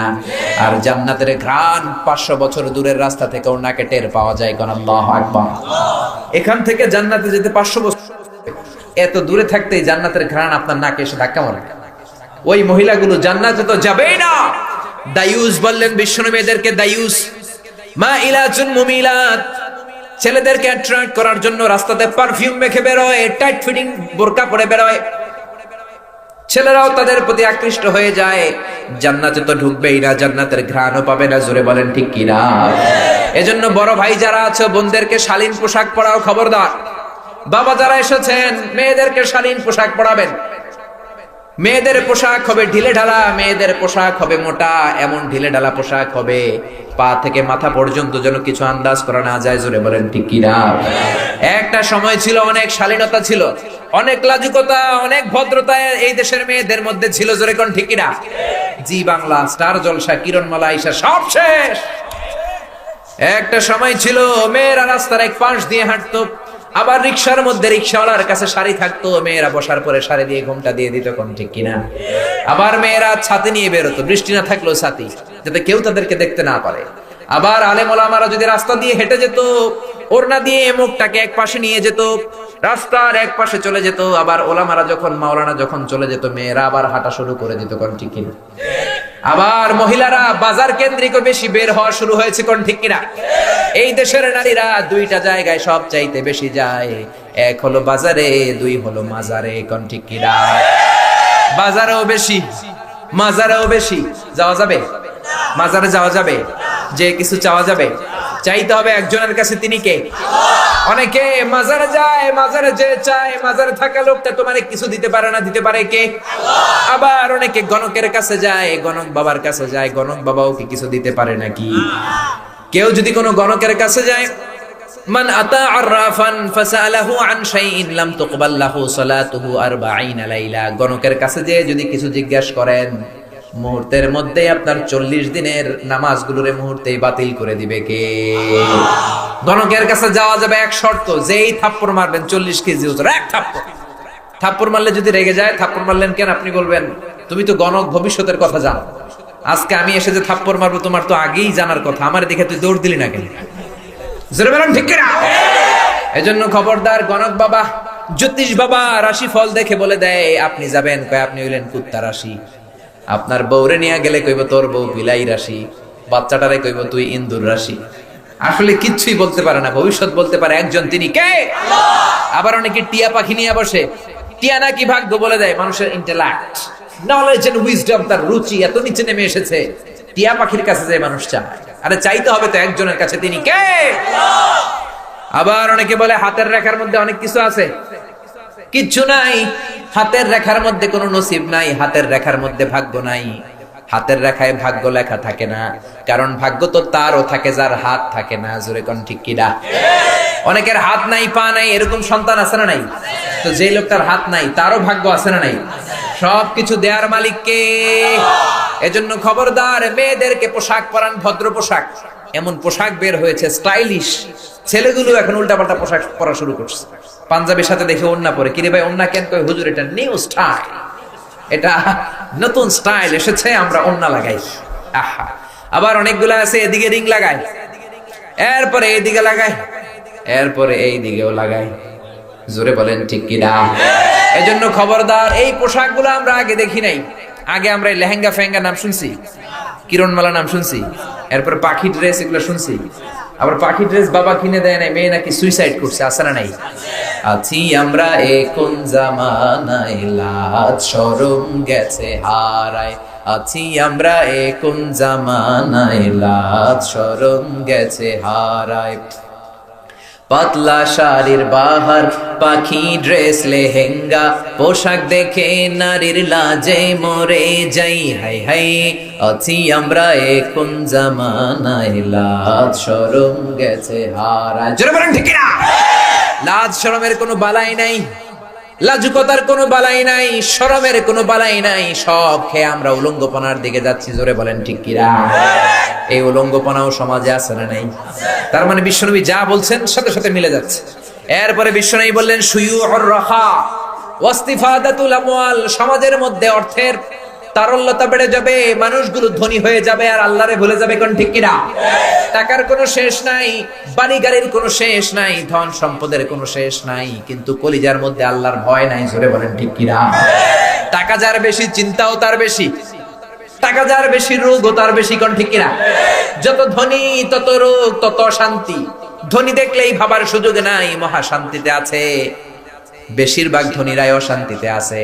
যদি ধনী হয় আবার আল্লাহ জিকির করে, আমার আল্লাহর প্রশংসা করে, তারাই শান্তিতে, বাকিরা আছে অশান্তিতে। কোন ঠিক কিনা? এজন্য দামি গাড়ি দেখলেই ভাইবেন না মহা সুখের সাগরে ভাসছে, এমনটা নাও হতে পারে। মার্সিডিজ বেঞ্জে চড়ে, আল্লাহ আমার যদি এরকম হইতো, না হয়তো সুখ নাই। বিএমডব্লিউ তে চড়ে, Mini Cooper, Rolls Royce, McLaren, Bugatti, Porsche, Ferrari, Lamborghini, Volkswagen, কত দামি দামি ব্র্যান্ড তারা চালায়। দামি গাড়ি থাকলেই যে শান্তি থাকবে এটা নাও হতে পারে। কারণ খেয়াল রাখবেন, টাকা দিয়ে ফ্ল্যাট কিনা যায়, গাড়ি কিনা যায়, শান্তি কিনা যায় না। টাকা হলে বালিশ কিনা যায়, জাজিম কিনা যায়, ঘুম কিনা যায় না। জোরে কোন ঠিক কিনা? এজন্য টাকা যারা বেশি, চিন্তা তারা বেশি, টাকা যারা বেশি, ভয় তারা বেশি, টাকা যারা বেশি, রোগ তারা বেশি, টাকা যারা বেশি তার ঘরে অশান্তিও বেশি। কোন ঠিক কিনা? বউ কোন বউয়ের সাথে ভালোবাসা নাই, বউ কয় আমারটা আমি খাইছি, তোরটা তুই খাইয়ালো। ডাইনিং টেবিলে দিয়ে রাখছি, তোরটা তুই খাইয়া ঘুমায় পর আমি ঘুমায় গেলাম। আছে না নাই? বিবি চলে যায় আরেকজনের হাত ধরে পরকিয়া করে, মায়া কয় আব্বা আমি হইলাম কিরণ মালা, পোলা এসে কয় ড্যাড আমি হইলাম ইয়ো ইয়ো। আমি কি? আমি হইলাম ইয়ো ইয়ো। এরপরে কিচ্ছু খাইতে পারে না, ডাক্তার কয় কিচ্ছু খাবেন না, তুই খাসি খাবি না, গরু খাবি না, ঝাল খাবি না, মুরগি খাবি না, চিংড়ি খাবি না, খালি ঘাস খাবি। ছাগলও খায়, তুইও খা। ঘাস বলতে আমি ভেজিটেবল বুঝাচ্ছি, শাক সবজি খাবেন। কিচ্ছু খেতে পারে না, কিন্তু আমার রিক্সাওয়ালার কি কোনো ঝামেলা আছে নাকি? আমার কুলিওয়ালা, ঠেলাওয়ালা, দিন মজুর, টাকা নাই, পয়সা নাই, তাদের কোনো চিন্তাও নাই। নিজেও মসজিদে নামাজে যায়, ছোট্ট বাচ্চাটারও নামাজ নিয়ে যায়। আবার নামাজ পড়ে যখন ঘরের মধ্যে ফিরে দেখে বিবি নামাজের মধ্যে দাঁড়িয়ে, আবার মেয়েটাও পাশে যায় নামাজে। আসে না নাই? রিক্সাওয়ালার কোনো রোগ নাই, কোনো রোগ নাই। গরু দিবেন খেয়ে সাবার, গোশত দিবেন কোপায়া ফেলবে, কয় আজকে বিয়ার দাওয়াত পাইছি, কোপায়া কোপা শামসু করে দিন। কেউ কোনো কথা নাই, যাই খায় হজম। কোন রোগ আছে? ধনীদের ঘুম নাই, আধা ঘন্টা ঘুমের জন্য 4টা করে ট্যাবলেট খায়, কিন্তু রিক্সাওয়ালার কি কোনো ট্যাবলেট খাওয়া লাগে নাকি? রিক্সাওয়ালার যেইখানে রাইত সেইখানেই, যেইখানে রাইত ওইখানে। ওর মাথা বিছানায় লাগতে দেরি, ওর নাক ডাকতে দেরি হয় না। ওর নাকের ডাকের কাছে ট্রাকের ইঞ্জিনও ফেল। সুবহানাল্লাহ কইবেন না? ফজর আর সালাতু খায়রুম মিনান নাওমের আগে আমার রিকশাওয়ালা ভাইয়ের ঘুম ভাঙে না। জোরে বলেন ঠিক কিনা? এই জন্য টাকা হলেই যে শান্তিতে আছে এটা নাও হতে পারে। শান্তি দেওয়ার মালিক হলেন একজন, তিনি কে? এজন্য 1000 টাকার মালিক হওয়ার সাধ করার দরকার নাই। অল্প খান, আল কানাআতু মিনাল ইসলাম। অল্প খান, অল্প পড়েন, অল্প জমায়ে রাখেন, জান্নাতের মালিক বানায় দিবে কে? এই দেশে যত বড় বড় নেতা, টাকাও তাদের বেশি। নেতা যত বড়, পেটের ভুঁড়িটাও তত বড়। কোন ঠিক কিনা? কোলাকুলির আগে আগে পেট দিয়ে কোলাকুলি করে, দরজা ধাক্কা মারা লাগে না, পেটের ধাক্কায় দরজা খুলে যায়। রোগের কোনো শেষ নাই, টেনশনের কোনো শেষ নাই, চিন্তার কোনো শেষ নাই, দেশের জন্য কোনো মায়া নাই। কোন ঠিক কিনা? সব খায় এরা, ঘুষ খায়, চাঁদা খায়, টেন্ডার খায়, টাকা খায়, আবার রডও খায়। রড খায় না? আমি মালয়েশিয়াতে পত্রিকায় পড়লাম বাংলাদেশের কোন ব্রিজ ভেঙে গেছে, তো সরেজমিনে পর্যবেক্ষণ করতে যে দেখা গেল ব্রিজের ভেতরে যে ঢালাই দিছে, রড দেয় নাই, বাঁশ দিয়া ঢালাই দিছে। কি দিয়া? তার মানে ক্ষুধা এত বেশি, রডও খায় ফেলাইছে। জোরে বলেন ঠিক কিনা? খেতে খেতে রডও খায়, সিমেন্টও খায়, যা মন চায় সব খেয়ে ফেলে। জোরে বলেন ঠিক কিনা? এজন্য রোগও তাদের বেশি, চিন্তাও বেশি। জোরে বলেন ঠিক কিনা? কিছু হইলে বিদেশে দৌড়, পাত দিলেও সিঙ্গাপুরে যায় পাত দেয়। মাথা ব্যথা চলে যায় চেন্নাই, মুম্বাই, থাইল্যান্ডে, সিঙ্গাপুরের মাউন্ট এলিজাবেথে। এই দেশের যত প্রেসিডেন্ট মরছে সব মাউন্ট এলিজাবেথে মরছে। দেশে মরতেও মন চায়। জোরে বলেন ঠিক কিনা? গত 2 মাস না 3 সপ্তাহ আগে আমাদের মাননীয় প্রেসিডেন্ট মহোদয় উনি গেলেন সিঙ্গাপুরের মাউন্ট এলিজাবেথে। কেন আপনারা ওখানে যাবেন? নিজের দেশের চিকিৎসা ব্যবস্থাকে উন্নত করে এখানে চিকিৎসা করাতে হবে, জোরে বলেন ঠিক কিনা? মালয়েশিয়ার মাহাথির মোহাম্মদের নাম শুনেছেন? 22 বছর মালয়েশিয়ার প্রধানমন্ত্রী ছিল। তার এমন এক রোগ হয়েছে, এনজিওগ্রাম এনজিওপ্লাস্টি করতে হবে, হার্টে রিং বসাতে হবে, কিন্তু এই প্রযুক্তিটা, এই চিকিৎসা প্রযুক্তি মালয়েশিয়ায় নাই, আসে সিঙ্গাপুরে। ওই সময় মালয়েশিয়ার সাথে সিঙ্গাপুরের দ্বন্দ্ব, দুই দেশের ঝগড়া। চিকিৎসকরা বলল আপনি মালয়েশিয়াতে চিকিৎসা পাবেন না, বাঁচতে চাইলে সিঙ্গাপুর চলে যান, ওখানে যে হার্টের মধ্যে রিং লাগান। মাহাথির বলে না না, এখন আমি সিঙ্গাপুর যাওয়া মানে সিঙ্গাপুরে স্যালুট করে আসা, জোরে বলেন ঠিক কিনা? আমার দেশের চিকিৎসা ব্যবস্থাকে উন্নত করো, আমার মালয়েশিয়া এই প্রযুক্তি আনো, আমার দেশের মধ্যে এই উন্নত ব্যবস্থা আনো, তারপরে মালয়েশিয়ার হাসপাতালের বেডে বসে আমি রিং লাগাবো। এতদিন যদি আমি বেঁচে যাই বাঁচবো, না বাঁচলে মালয়েশিয়াতেই মরবো, জোরে কোন ঠিক কিনা? নেতা হতে হলে এমন নেতা হও, পেট ব্যথা হলে থাইল্যান্ডে দৌড় মারে, জোরে বলো ঠিক কিনা? এজন্য বেশি টাকা হলেই যে সুখ এমনটা নয়, বেশি সম্পদ হলে সুখ নাও হতে পারে, সুখ দেওয়ার মালিক একজন, তিনি কে? এরপরে বিশ্বনবী বললেন ইতাআতুজ যাওজাতি ওয়া হুকুকুল কিয়ামতের আগে বিয়ে করার পর ছেলেগুলো মারে ভুলে যাবে, বউয়ের পিছনে পিছনে দৌড়াবে, জোরে কোন ঠিক কিনা? আপনাদের এলাকায় মনে হয় এই ঝামেলা নাই, আছে? হ্যাঁ, বিশ্বনবী বললেন বিয়ের আগে প্রচন্ড মায়ের ভক্ত, বিয়ের পরে আর মারে চিনে না, বউয়ের ওড়না ধরে পিছনে পিছনে দৌড়ায়, আসে নাই? প্রাণের ভাইরা খবরদার, বউ চলে গেলে বউ আসবে, গার্লফ্রেন্ড চলে গেলে গার্লফ্রেন্ড আসবে, বন্ধু চলে গেলে বন্ধু আসবে, মা চলে গেলে মা আসবে নাকি? ওগো মা তুমি এই ধরনের শ্রেষ্ঠ নেয়ামত, তোমারই পদ তলে রয়েছে জান্নাত। ওগো মা তুমি এই ধরনের শ্রেষ্ঠ নেয়ামত, তোমারই পদ তলে রয়েছে জান্নাত। পড়েন আল্লাহু আকবার। এক সাহাবী বিশ্বনবীর কাছে আসলেন, বিশ্বনবীর কাছে এসে জিজ্ঞেস করলেন মান আহাক্কু বিহুসনি সাহাবাতি ইয়া রাসূলুল্লাহ, কার সাথে সবচেয়ে বেশি ভালো আচরণ করব? বিশ্বনবী বললেন তোমার মায়ের সাথে। তারপরে কার সাথে? মায়ের সাথে। তারপরে কার সাথে? বিশ্বনবী বললেন মায়ের সাথে। তারপরে কার সাথে? চতুর্থবারে বিশ্বনবী বললেন তোমার পিতার সাথে। জোরে বলেন সুবহানাল্লাহ। মায়ের মর্যাদা পিতার চাইতে কয় গুণ বেশি? মায়ের মর্যাদা বাবার চাইতে বেশি না কম? এজন্য দেশের ক্ষমতায় আমরা মায়ের বসায় দিয়ে দিছি, যেহেতু 3 গুণ বেশি, জোরে কোন ঠিক কিনা? আবার বিশ্বনবী বললেন আল জান্নাতু তাহতা আকদামি উম্মাহাতিকুম, ও দুনিয়ার মানুষেরা শোনো শোনো, দুনিয়ার পুরুষ মানুষগুলোর পায়ের নিচে থাকে জুতা, দুনিয়ার পুরুষের পায়ের নিচে থাকে জুতা, জুতার নিচে থাকে বালি, আর এক একটা মায়ের পায়ের নিচে থাকে তার ছেলে মেয়েদের জান্নাত। জোরে বলেন ঠিক কিনা? এই পৃথিবীটারে 100 বার বিক্রি করলে জান্নাতের একটা চেয়ারের দাম হবে নাকি? এই পৃথিবীটারে 1000 বার যদি তুমি বিক্রি করে দাও, জান্নাতের একটা টেবিলের দাম হবে নাকি? জান্নাত মায়ের পায়ের নিচে পড়ে আছে, ওই পা দুইটার দাম কত? সুবহানাল্লাহ পড়েন। রব্বুল আলামিন বললেন খবরদার মায়ের সাথে যেন বেয়াদবি না হয়ে যায়। তুমি যত সেজদা করো, যত নামাজ পড়ো, যতগুলো হজ করো, যত ইবাদত করো, যত বড় দাড়ি রাখো, তোমার মা যদি তোমার উপর নাখোশ হয়ে যায়, তোমার সবকিছু বরবাদ। কোন ঠিক কিনা? এজন্য আল্লাহ বললেন 3 কারণে মায়ের মর্যাদা বেশি।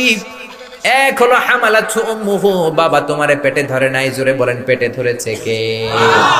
2 নম্বরে ওয়াহানানা আলা ওয়াহান, বোঝার পরের বোঝা, যন্ত্রণার পরের যন্ত্রণা, কষ্টের পরের কষ্ট বাবা তোমার জন্য কোনোদিন সহ্য করে নাই, সহ্য করেছে কে?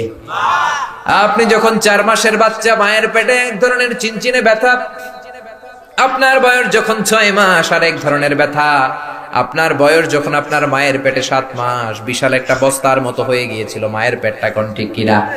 এই বস্তার কারণে আমার মা খেতে পারে নাই, ঘুমাতে পারে নাই। এই বস্তাটা নিয়ে আমার মা টয়লেটে যেত। জোরে বলেন ঠিক কিনা?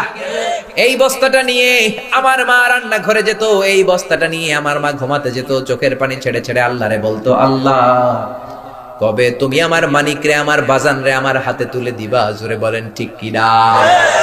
কত কষ্ট যে একজন মা নরমাল প্রসেসে ডেলিভারি করতে যে সহ্য করে, আপনি কল্পনাও করতে পারবেন না।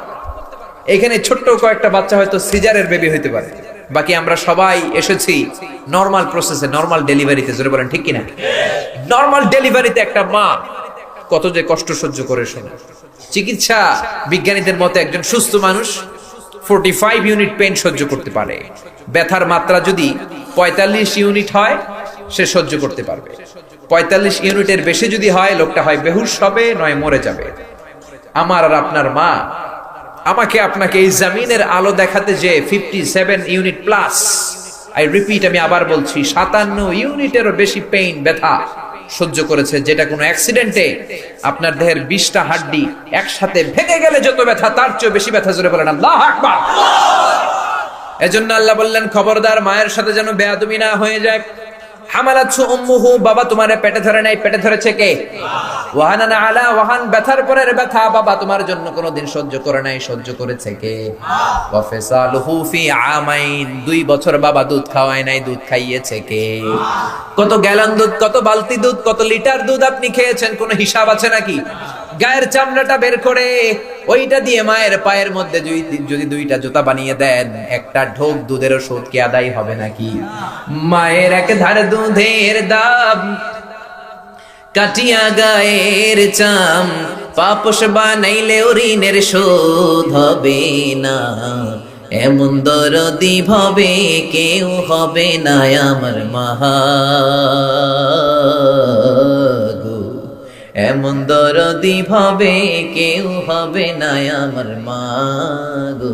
পড়েন আল্লাহু আকবার।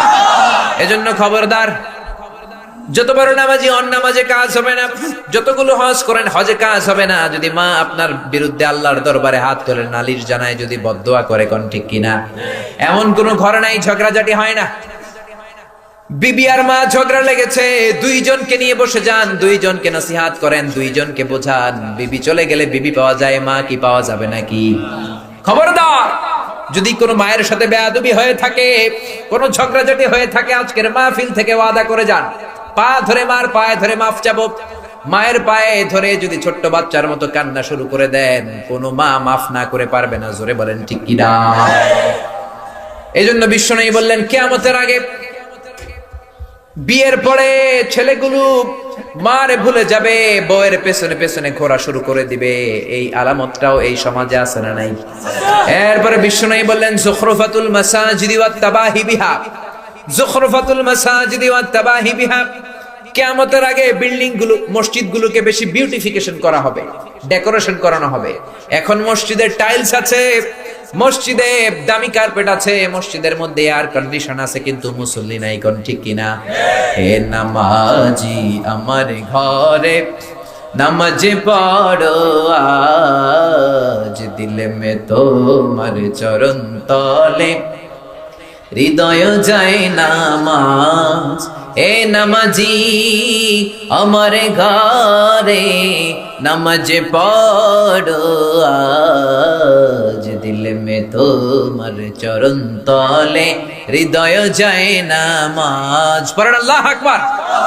কাজী নজরুল কত সুন্দর করে মসজিদের কথাগুলো কবিতায় লিখলেন। মসজিদ কেঁদে কেঁদে আল্লাহর দরবারে ফরিয়াদ জানায়, মাওলা আমার মসজিদে কার্পেট আছে, জায়নামাজ আছে, লাইটিং আছে, কিন্তু মুসল্লি নাই, কোন ঠিক কিনা? বিশ্বনবীর জামানায় জুমার নামাজের যেই দৃশ্য ছিল মসজিদে নববীতে, ফজরের নামাজে ওই দৃশ্য ছিল। জোরে বলেন ঠিক কিনা? বাংলার জমিনে জুমার দৃশ্য আর ফজরের দৃশ্য কি এক নাকি? বলে ফজরের সময় যদি মসজিদে যান, দেখবেন মুয়াজ্জিন সাহেব, ইমাম সাহেব 80 বছরের ঊর্ধ্বে বয়স, এরকম 5-7 জন ছাড়া আর কোনো যুবক মানুষ খুঁজে পাওয়া যায় না, কোন ঠিক কিনা? 80 বছরের বয়স বেশি যারা, এরা কি করবে? রাত 3টার পরে তো আর ঘুমিয়ে ধরে নেয়। এদের জন্য মসজিদ নয়। তোমরা যারা ইয়াং আছো তাদেরকে ফজর নামাজে যেতে হবে। জোরে বলেন ঠিক কিনা? যেদিন এই বাংলার জমিনে ফজরের দৃশ্যের মতো জুমার দৃশ্য হবে, জুমার দিনের দৃশ্যের মতো ফজরের দৃশ্য হয়ে যাবে, ওই